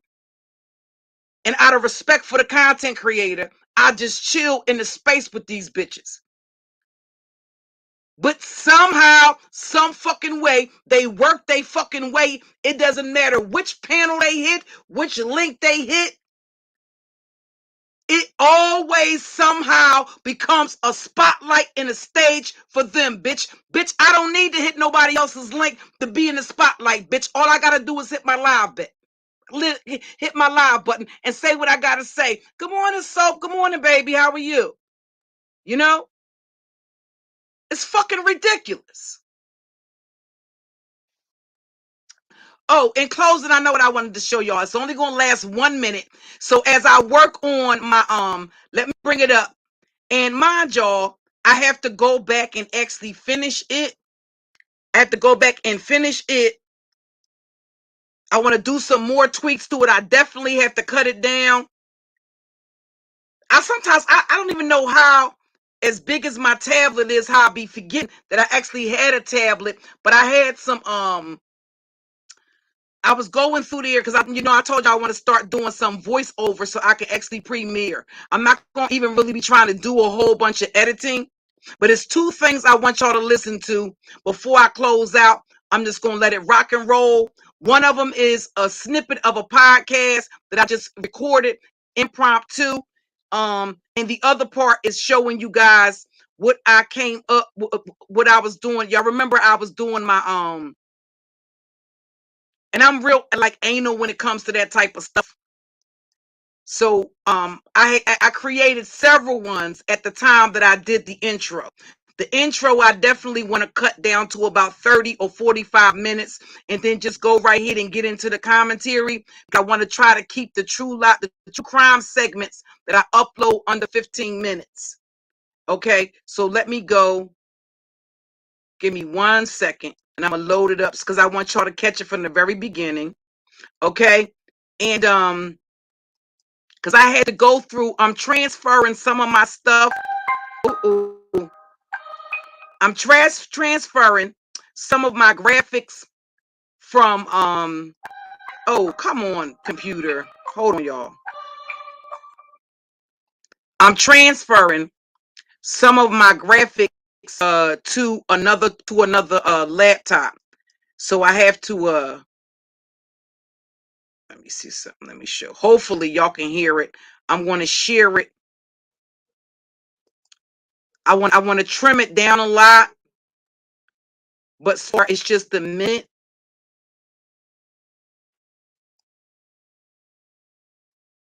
And then I want to work on some. It's been so damn long since I've been on. I have several photo editing apps.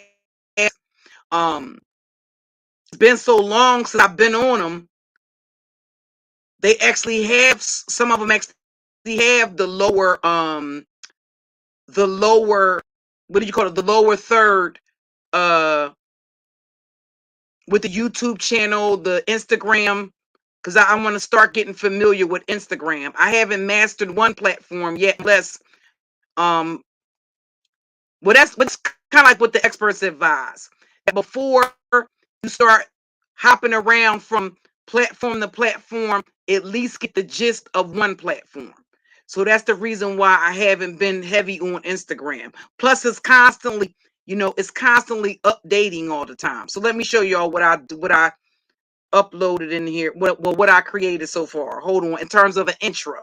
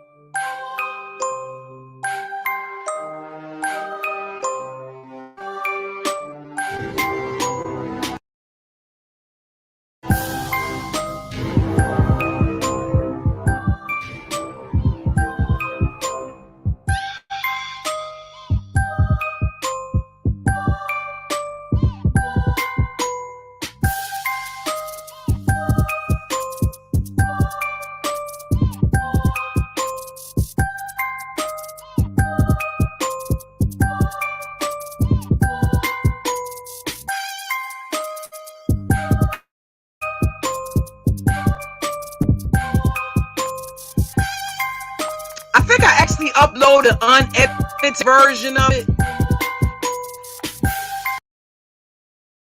I think that was the unedited version of it. It could have been, because I got more than one, and I just uploaded it just before I went live. But I said I want to work on it. And anyway, I'm gonna trim it down and splice together some stuff anyway, so it don't even make a difference. But hold on, give me a second.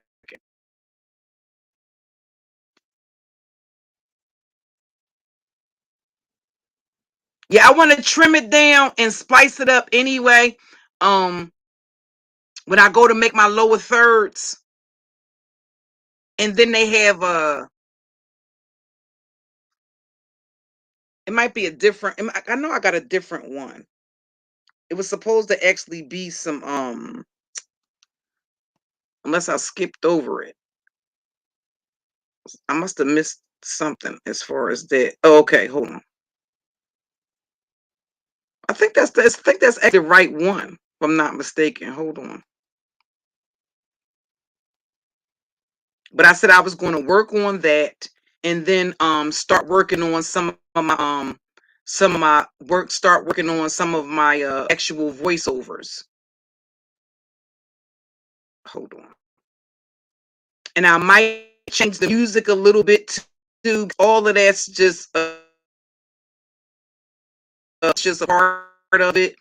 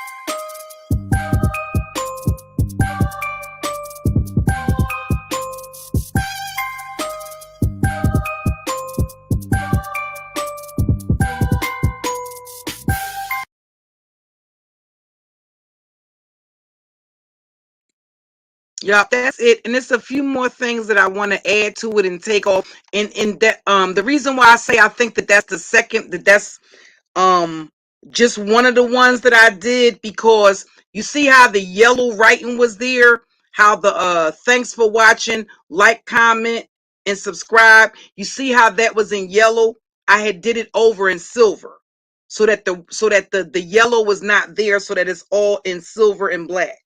Because I liked it the way um the way that looked a little bit better.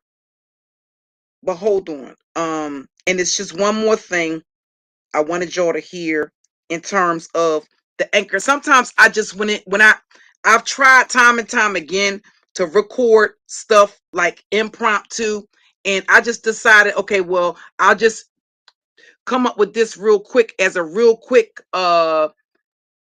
term for whatever. I just decided I would just call it a epiphany. Because sometimes when you when you record, y'all, you know, I started out as a podcaster. So sometimes when you record things in podcast format, you got to just record things when you get the inspiration, or record things when they come to mind. So this is, I want to say, about 4 minutes and 48 seconds. And I was talking about narcissism or something as it relates to just realizing certain stuff. Hold on for a second, y'all.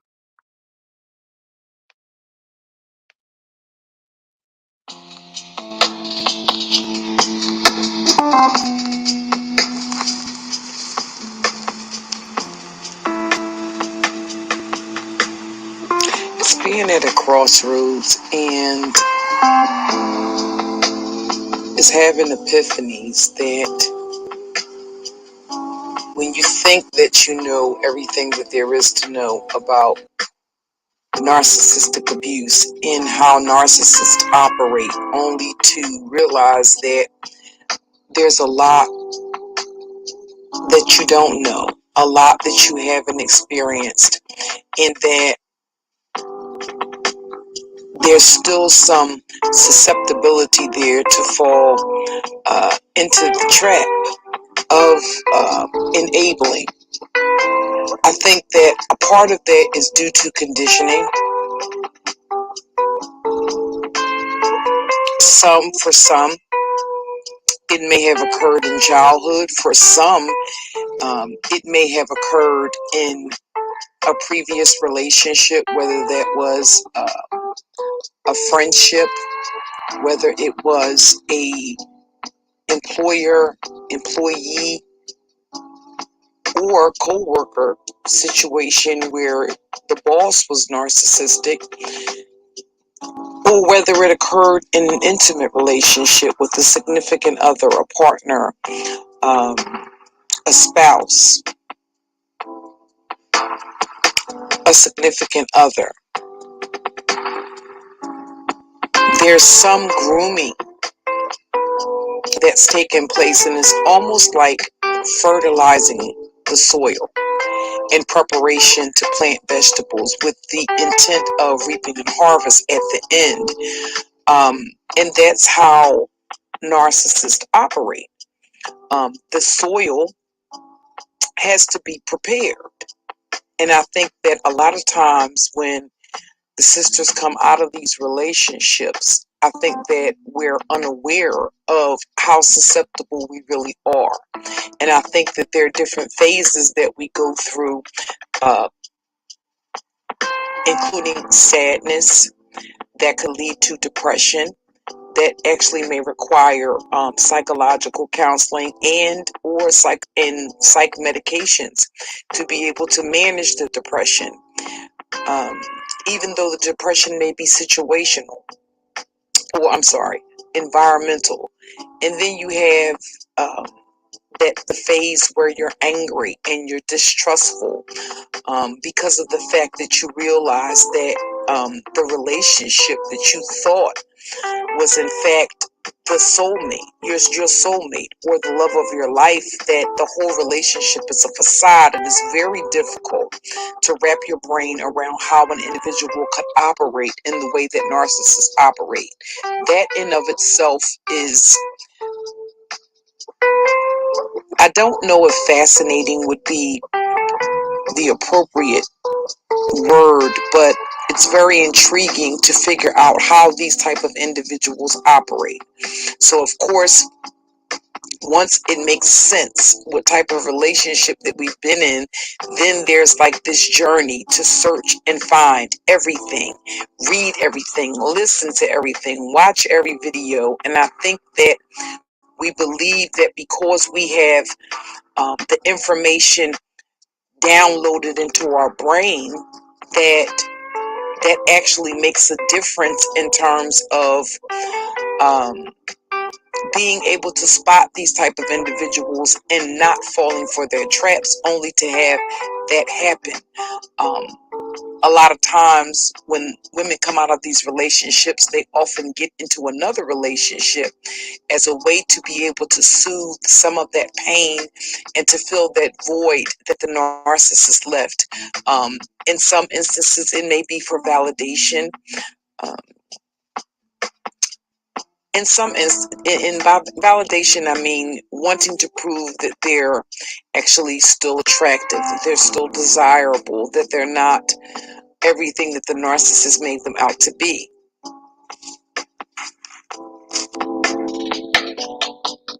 So that was just something I had did. Like, it was only like 4 minutes and 48 seconds. Like I said, I've tried to write down it, but it doesn't come off when you listen to the playback. It doesn't come off as natural at all. And I prefer to just like they train you that when you're or well, put it this way, the successful podcasters tell you that when you make a mistake, just pause, like slow down a little bit, but don't stop recording. Just keep it going and then go back and do your editing. So sometimes when I get inspired like that when I first wake up in the morning, right, or after I've had some time to meditate and I can ground myself, um I'll just record stuff like that. But I said I'm gonna start doing some Spreaker. Child, I'm paying for all of these different services I'm not even using. I'm paying for Canva. I'm paying for Spreaker. And it's like, God damn, I be getting emails. Like, what the fuck are they emailing me for? Oh, that's right. Okay. I got Spreaker allows you to actually you can still upload to YouTube by your Spreaker. So you can actually do your podcast and upload it to Spreaker without even doing any type of video editing or anything like that. So I said I'm going to start. I'm going to have to start creating or start uploading, um, even if it is a 10-minute or less podcast with some thoughts for the day or whatever, or some epiphanies.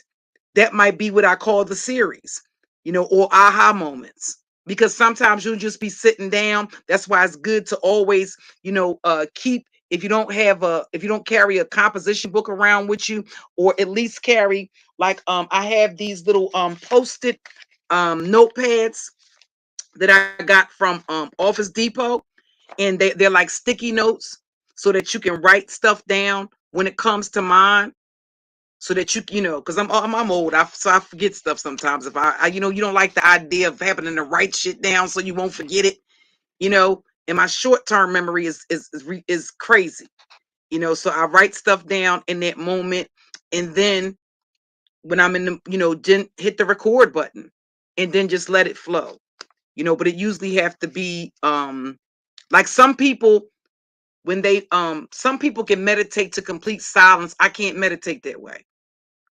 I can meditate to instrumentals. I can even meditate listening to other types of music, as long as it's not something that's real crazy. But I can't meditate to complete silence. But when I just put on the instrumentals, like, one of the things I do is create like a little playlist of the free music that you can record online without any without any music, or without any words to it, and then just play that in the background. Once you get on a roll. But yeah, so with that being said, thank you guys for hanging out. I certainly appreciate you this morning. I will be back a little bit. I'll be back a little bit later on. I have some other things I want to do. Some other things I want to set up, but I definitely want to work on that lower third, and work on work on the rest of the intro to have something to do in addition to, you know what I mean? I think I've run, you know how when you find that you can't, that's why I said you can't be afraid to go back to the drawing board. And it's like sometimes I don't even know if people realize that sometimes the shit that you see and the shit that you experience, it can cause a creative block of sorts to where you're not even in sync. You know what I mean? With what you're feeling emotionally on YouTube, because you almost have to be so indifferent that you can actually disconnect emotionally to where the fact that you're not in sync with what you're feeling. You're just reacting to what you know what I mean? So it's like I gotta get the I've just grown tired of just certain stuff. And it's like at some point you're beating a dead horse. Some people just accept the fact some people are going to get it, other people are not going to get it. It's nothing you can do. It's not even your responsibility to do anything about it. If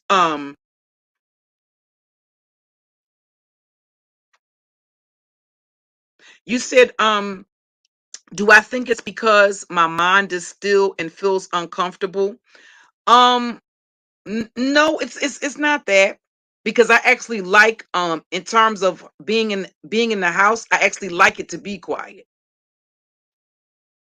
Whether people with PTSD get it or not, they actually have to adjust their lifestyle.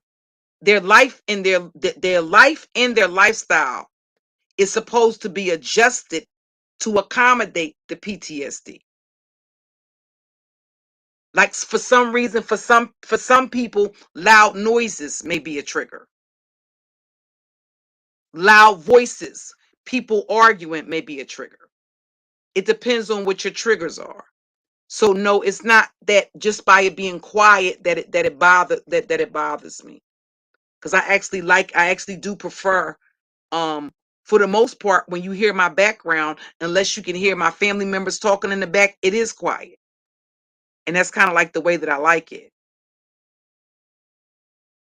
I tend to be real um when I'm around a bunch of noises where it's a whole lot going on. That tends to have me on 1000. So that doesn't really work for me. Or like when I go outside, or like when you go in the supermarket or someplace that's normally like where there's a lot of different people. I don't like to be in you absorb other people's energy like that as well. I don't like a really crowded spaces, because the older I've gotten, the more sensitive I am to pick up the different vibrations from different people. And I don't like absorbing all of that, or playing like, it's almost like you have to be some kind of acrobat or some kind of superhero to block out all of that different energy from different people. Some people have a very welcoming, very inviting, some people have a very welcoming, and very inviting energy. And some people has an energy that sends you the message intuitively that it's not safe around this person for whatever reason. I just don't sit there and try to figure out what it is about this person. If it happens once, okay. But if it happens constantly, or if I'm around the person and I feel that I always have to be guarded, that I can never let my defenses down around this person, it's usually a person I'll try to avoid, because it's something about their energy that just doesn't sit well with me. And I've learned, from experience, that there's a reason for that. It's usually when I ignore that and say, oh, well, you're just judging the person. Oh, don't be so judgmental. And I think a lot of times we've heard that so much. And we're basically taught not to do that. To give everybody, we're taught that everybody has good in them. Well, no, everybody does not have good in them. Everybody does not have good in them. I started off the stream talking about couples who actually rape, murder, and kill together. in some instances, their children. So no, everybody doesn't have good in them. Some people are bad to the fucking bone. I think a lot of people have been hurt believing that everybody has good in them.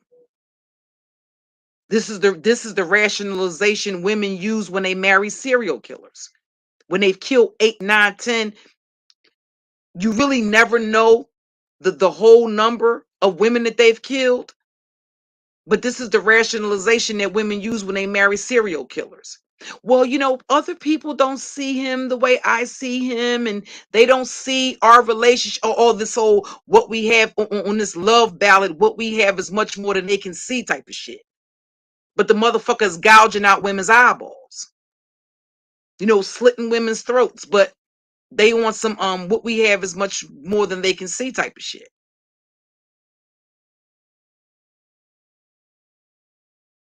So I think in a lot of ways you can be disarmed. That's the reason why predators have gotten hip to the fact that women are guarded when it comes to men. That's the reason why they've enlisted women to come and help them do kidnappings, help them bait women into sex trafficking, or lure women into sex trafficking. One of the victims that Ian Huntley and Myra Henley over in the UK that killed all of those children, one of the ways that they were able to bait one of the little girls into the car is because she recognized Myra as somebody that was from the neighborhood. And because she knew her from the neighborhood, that is the only reason why she got into the car.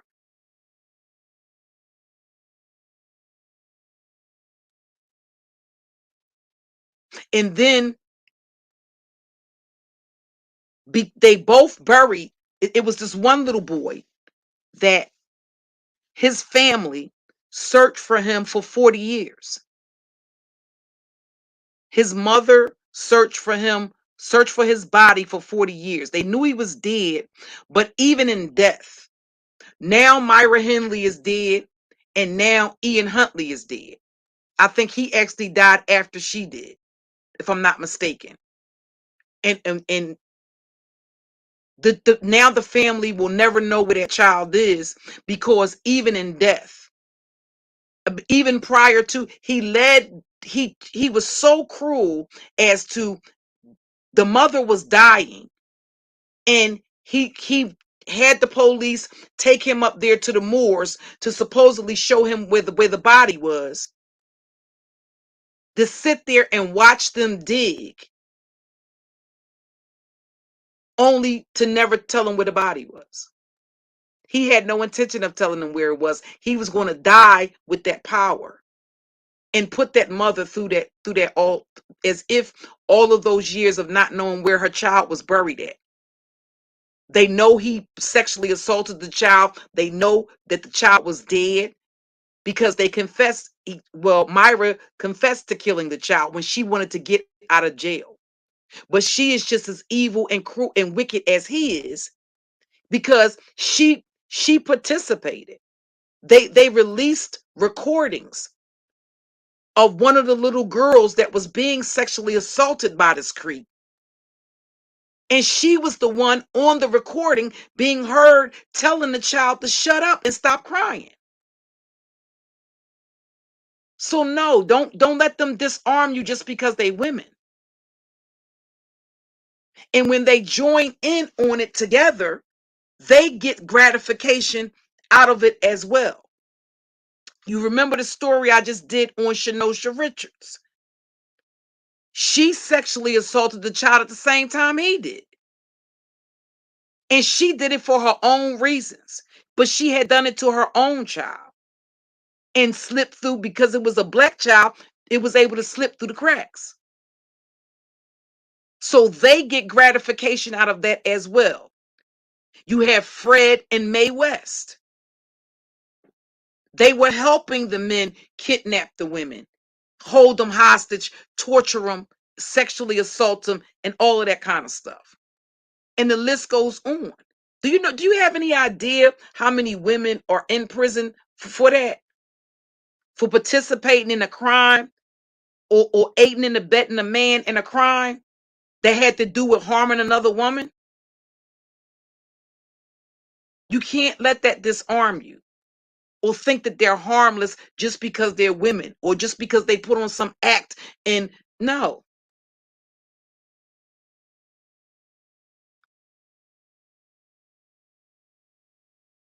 So even that child's mother went to her grave not knowing where her child was.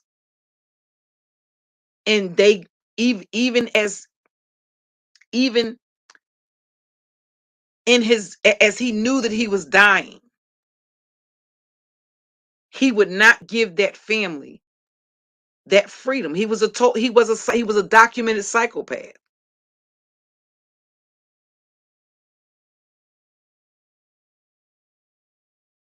Yeah, Virgo forever. When I go out like that, I'm just real sensitive to that. And I listen to, I don't think I always did that. First and foremost, I didn't always know um how to really protect my energy as an empath. I didn't know how to do that all the time. But it you can just, it can lead you to feeling like this sort of inner chaos, especially when you come around certain energies. When you come around or you come in contact with certain energies, it can dysregulate you internally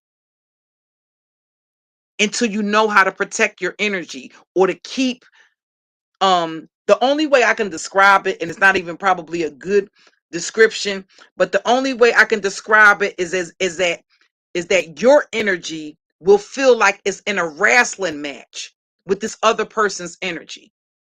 It doesn't matter whether it's a conversation. It doesn't matter if you're in the same space. It doesn't matter whether it's a male or a female. Your energy is always going to be in this arm wrestling match with that person's energy, where they're constantly trying to either dominate the conversation or pull rank with little different tests and stuff like that. It's like you can say something. It's like you say something and they'll go behind you and correct what you said as if you don't know what you intended to say. Or they want you to word what you say a certain way, in a way that they're comfortable with, as opposed to what the fuck you meant when you made the statement. And you have to practice how to not only be assertive, but to learn how to carry um individuals that do that. Sometimes you may have to carry them without being vocal about it. You don't have to argue with them back and forth. You don't have to tell them anything. You don't even have to allow them to I remember I used to think you don't have to tell them what you see in them, or what you see it is about them that they're hiding, or what you hear that's not being said. You don't have to tell them that.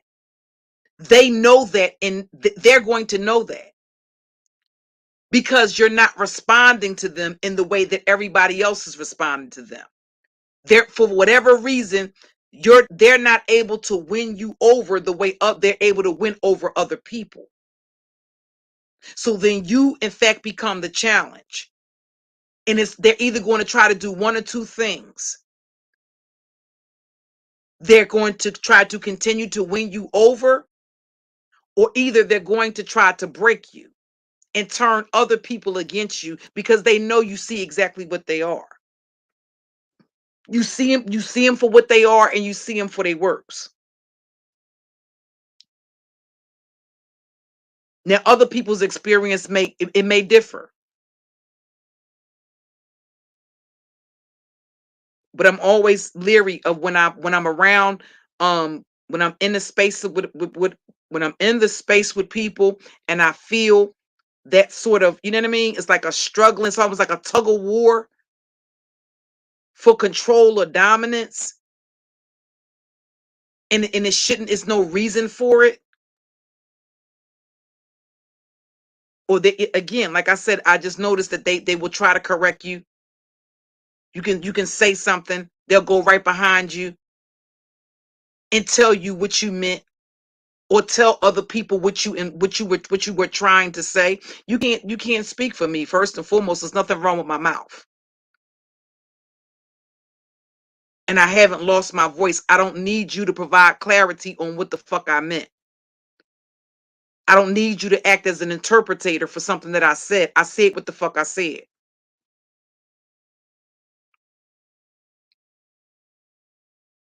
Right, Gwen Star. It's a force field of energy. It's a heaviness, if you will. Absolutely. That's exactly what it feels like. And energy is transferable. So anytime you in a space and this is what a person is giving, you're going to pick that up. A lot of times what happens is we end up rewriting what that energy is telling us about that individual in the first place, because of those golden rules that we're taught to abide by, to give people the benefit of the doubt and that there's good in everybody, and et cetera, et cetera, et cetera. We're taught not to be judgmental, not to listen to our own. We're basically taught and conditioned not to trust our own goddamn instincts, but to trust what a person is saying, even if their actions don't concur with what the fuck is coming out of their mouth. They can be a total walking, talking contradiction. Their actions don't have to line up with anything, but to listen to what the fuck they're saying. No, you can't tell me what the fuck you're saying and I'm watching what the fuck you're doing. I'm seeing and hearing what the fuck you're doing.